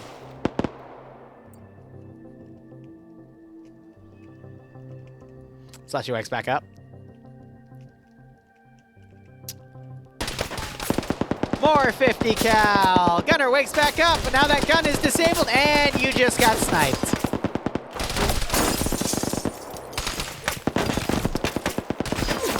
He did.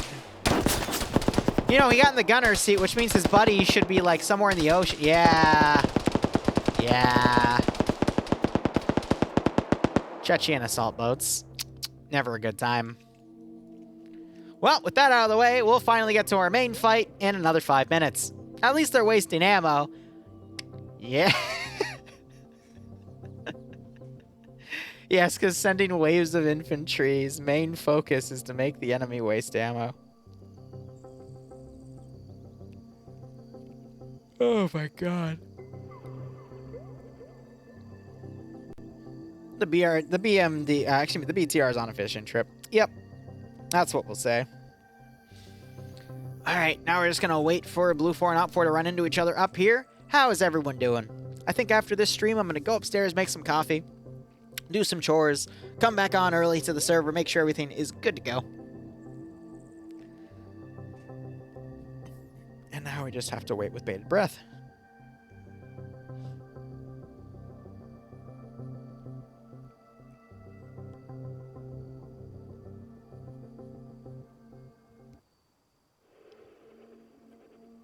Alrighty.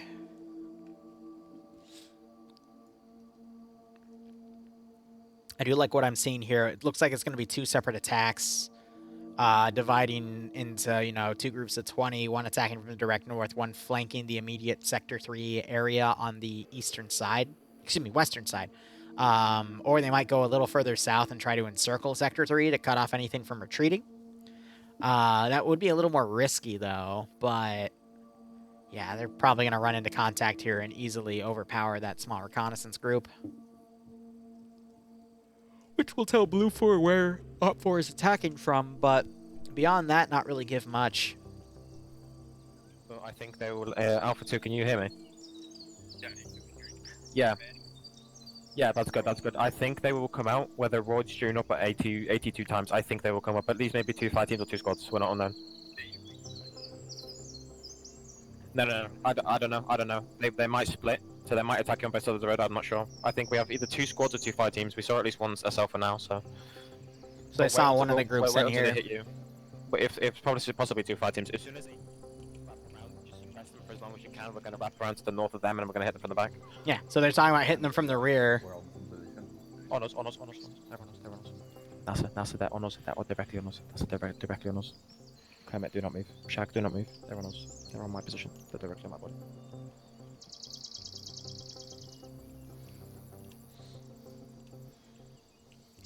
So he's marking that on the map. No, sir.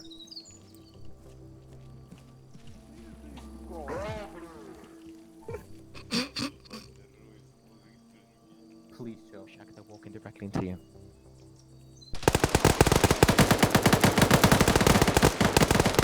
Well, luck immediately, some flanking there, and the action started. Martin taking a lot of hits, finally gets hit with a headshot. Another round goes in, Bluck goes down to a grenade. Norris running in with these additional forces here. I think BlueFor have actually already gotten quite a few kills with their 5-man team here, and they're still only 60% effective. 80% now that Bluck's back up. Kermit gets flanked, he gets shot at. Bluck might turn his head, he's gonna get a shot on Harnington. Has to load a fresh mag.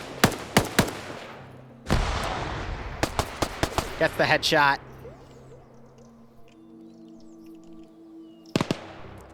Depso trying to come around on the rear here, fires at Iqbal. Shai could turn around and catch him. Timek holding the line. Now you got some OpFor elements coming around here to try to cut off and encircle any BlueFor there. Depso's making a run for it.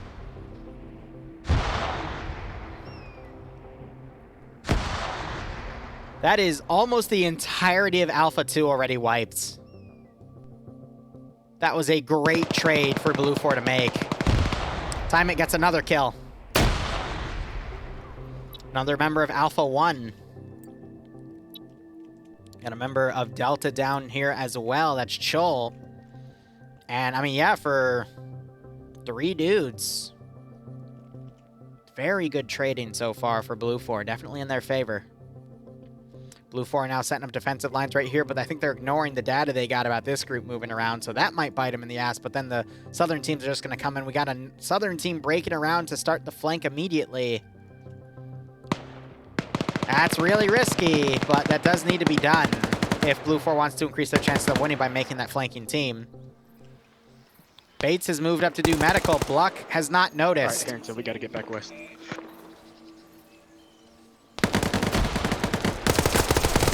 And he died. Yes, Bluck was looking at the map. Bates is moving. We'll see if he notices his battle buddy dead. Oh, that's funny. Timek on 7 kills with that LMG right now. Bluck on 3. Depso got taken out. But yeah, 10 to their group of 6. I mean, that's nuts. And we're not counting a few other kills that were made as well. Kermit got a kill. Depso got 2 kills. So let's see. Total, that is 3, 10, 13 kills for this group of 6. And they still have 2 active. Bluck's popping a smoke and trying to pull away.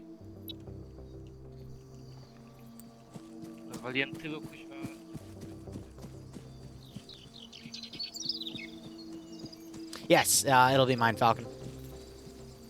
And fingers crossed, the server will actually work for me, because for some reason 40k and servers right now don't really like to mix. Nerdin has the 2 IC. Will he be the 8th victim of Timek?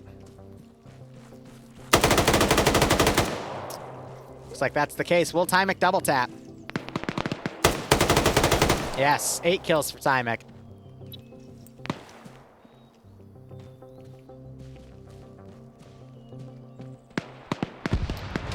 Right off the bat, we just had an OpFor guy, I think, go down. Yeah, it was one of the 82nd guys. I don't know, guys. It's already looking pretty bad for OpFor. We'll see how Scandy does and whatnot. Great grenade hit there. That gets Timolio. He might wake back up, though. This is the main concern I have. That's going to cause the most amount of chaos, and BlueFor might fold back in. But the left side, I mean, half of them are dead.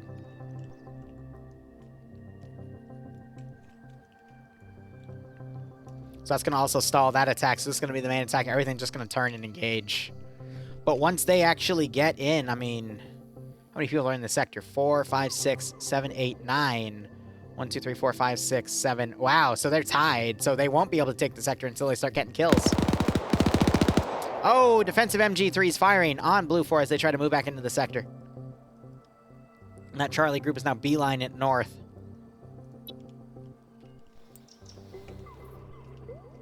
One's watching that right position. Slushy moving the 50 up. Might see movement and stop. Oh yeah, Slushy saw him. Gets a 50 cal pickoff. Yanni crosses. As Banks starts firing. Yeah, woodline, close, 50 meters.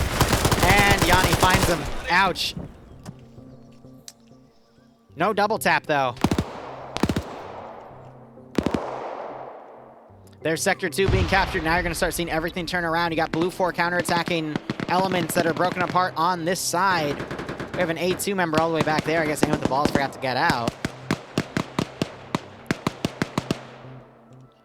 Sector 2 being taken. We need to see these guys run in from Sector 1 to Sector 2 to hold it. Sector 2 no longer being captured because someone is able to get in. We just saw AT annihilate a dude. That was covering Slushy's flank. And Slushy is safe. 50 cal knocking out Dobbs. Oh, but Slushy gets headshotted by Nafs.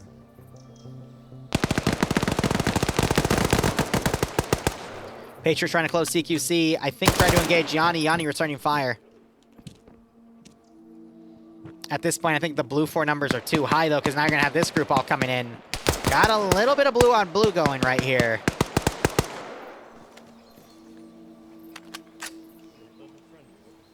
Yeah, it's a friendly. What are you doing? Yanni trying to hit Patriot.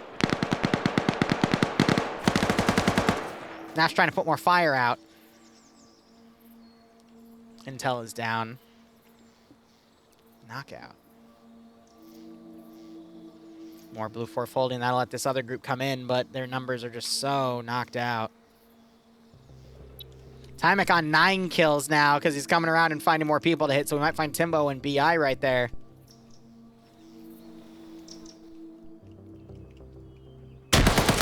Ooh, grenade! Ooh. And then a spray by Naps, and he gets both, and honestly, one of the coolest double kills I've seen in a while. 3 for Naps right now.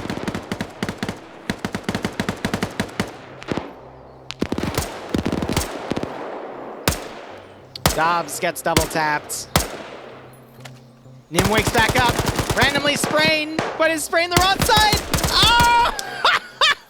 Only to turn around and Curie just looks down and goes, "Hey, how you doing?" That's pretty damn funny, not gonna lie.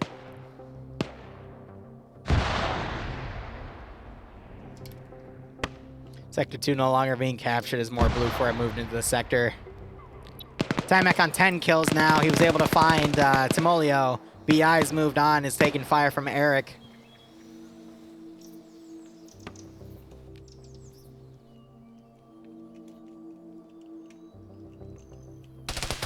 And Nafs has an MG3. Let's see if Nafs can turn the tide with said MG3. Whiplash coming around on the far flank. BlueFor dispersing down. I mean, BlueFor right now have an easy 2 to 3 to 1 advantage right now. Like 2 or 3, 2-1. It's crazy. Oh yeah, Slushy, the BTR was incredibly useless. You got one of the kills on it, and then you got another kill from bringing your 50 cal up, so that was great. And then you knocked out Dobbs. Dobbs woke back up, and then someone else got Dobbs, so that's A-okay. And with the balls kicked off for being AFK in the truck.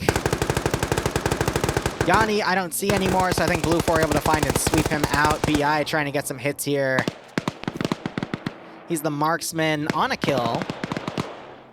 Timek, meanwhile, I think is going to stay on the northern side, so probably going to be useless for the next few minutes, unless he goes and starts taking out Delta. But really, it's just all eyes on Scandy Recon now. Curie trying to hunt Scandy. Nemesis gets spotted and hit by Intel. Whiplash trying to hit Intel, keeping him in cover. Intel trying to get the double tap, unable to, because Whiplash keeps him pinned. 50 cal is up, firing at Infantry over here. Nemesis wakes back up, still pinned. Oh no. Aw, poor Nemesis. Who threw that? Did Naps throw it? Yeah, Naps is on 2 kills now, so Naps just killed Nemesis with the grenade. That's brilliant. That's actually brilliant. Archer, thanks for the 14-month resub. I hope you keep enjoying the operations, and I hope you get a nice kick out of this scenario. Hey, Slashy Righto. Vagrant walks up on Whiplash and gives Whiplash Whiplash. If you've seen the movie, then I will say that Vagrant was able to throw a chair and actually hit Whiplash in the face with it. BI getting pushed by Eric here. Hits the tree, because screw that tree.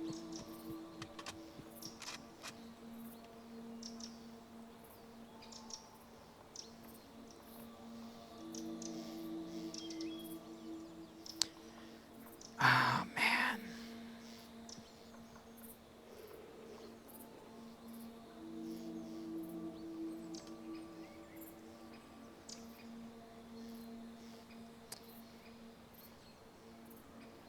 Waiting to see who makes the next move. Looks like that might be over here. Naf's being cautious. Actually opting to pull back, realizing it might be getting a bit too hot right there.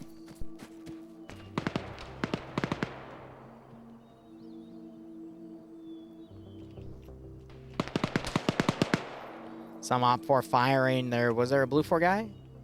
Yes. All right, cool. So Iqbal got a kill there. Got some additional fire with the PKP coming in. Naf's just got another kill on someone. Is Timek dead? No, Timek's still alive. All right, just more into the town now.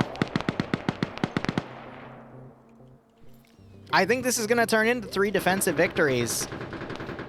Just because the with the lower amount of players, the defenders have no, it's not on the number count. The there's two definitive places where the attackers screwed up in the first 2 rounds. This one, I think they were screwed the moment they got ambushed, and what should have been them encompassing and eliminating 6 players easily instead became Tymek went crazy with his FN Mini-Me and annihilated everyone.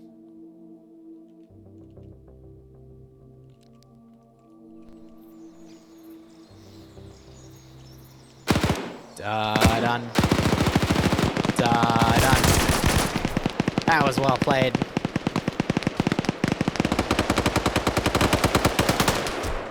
Oh! Can I caster curse someone just by giving them camera time? Is that how that works?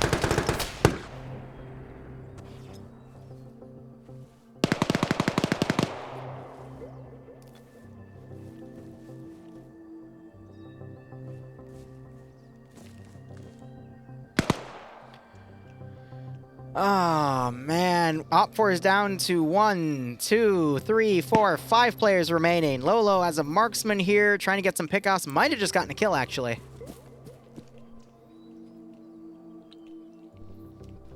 I just dropped the machine gunner on it. They're in the low ground, kind of like right north of where the A2 mark is right now. I'm just watching it. So Patriot is the one that got that kill. I'm just... Olaf, you sneaky bastard. And it's, there might have been some blood, actually. Patriot, turn around. Hide your head, dude, because if the fragmentation hits your head, you're dead. Oh. What happens when an unstoppable force with 11 kills meets an unmovable object that's part of Scandi Recon with an MG3 and 3 kills? It's about to be a machine gun battle. Unfortunately, Tymek, too caught up in his own hubris. Is he going to get double tapped by a grenade? Wow. Tymek with 11 kills, high on his victory. But will he wake up? Come on, Tymek. Oh, no. It rolls down. Tymek. Tymek. Tymek. Tymek. Tymek. Tymek. Tymek. Naps, no. Knowledge, shoot him. Wake up.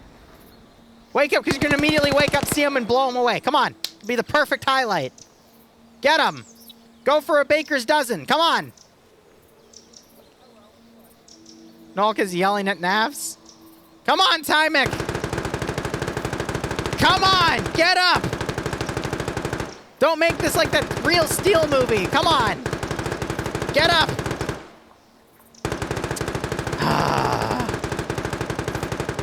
And like my father says to me, you are a disappointment. Anyway.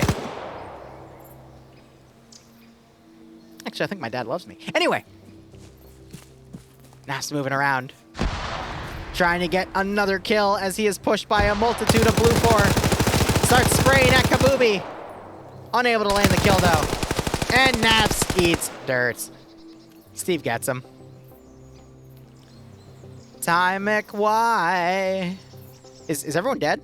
Oh. I was about to say, all of OpFor's dead. Yay! Alright, it's up to Olaf and Lolo. Or, as I dynamically like to call them, the Lolaf. We're proud of you. Thank you, Slashy. Alright, let's go Lolaf. They're gonna go take Sector 1. And at least get some points on the board for OpFor. Let's go Lolaf. Alright, the Olaf part of Lolaf has 1 kill. They both have a single kill. Guys, they're gonna take Sector 1. I can feel it. Who's winning? OpFor, because they're about to take Sector 1, right? Totally. Totally.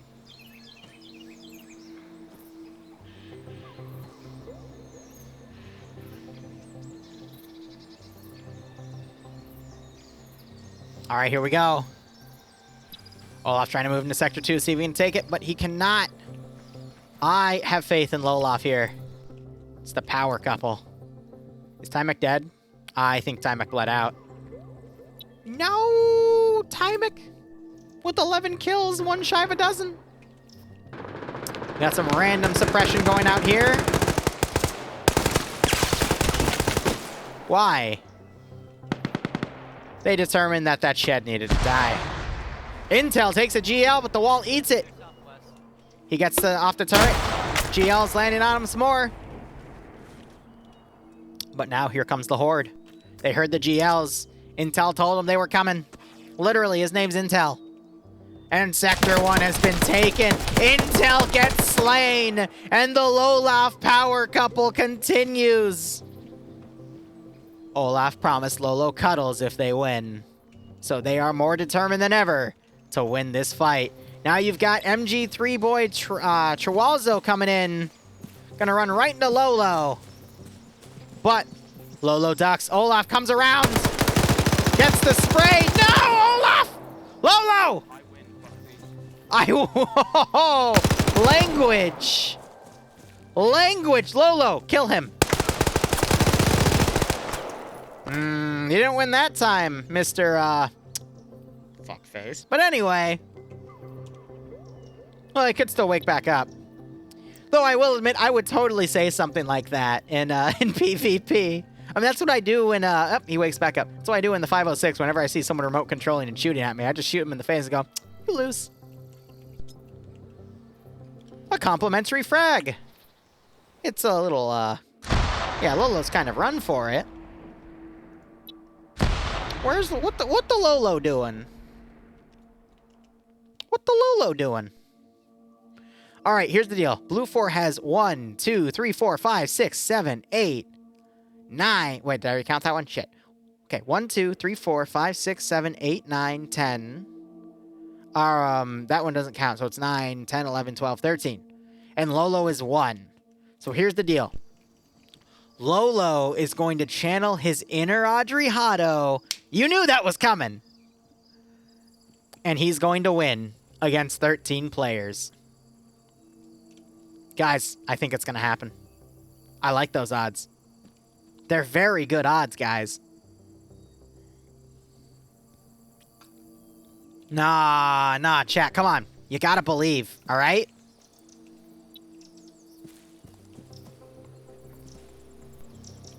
We're about to see one of the greatest plays in FNF history over the next 17 minutes. I'm totally not cursing him because I want to go make myself some coffee and get ready for my Zeus up. No. Lolo is going to find, he's going to go into this building, he's going to find a plastic bottle and some duct tape, and he's going to make a bottle suppressor, all right? Why no VOD?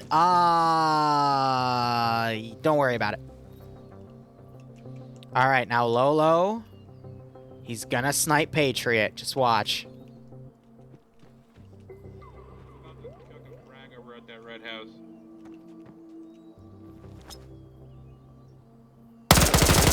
I think the grenade actually just bounced off of Lolo. And... woo! Alright guys, thank you so much for watching. Go operate operationally. Enjoy the rest of your day or night. We'll be back in 90 minutes for some Warhammer 40k Zeusing. Otherwise, cheers guys, have a good one, and go operate operationally. I'm sorry. It's okay, the VOD will be up probably tomorrow on YouTube. I'm sorry. But anyway.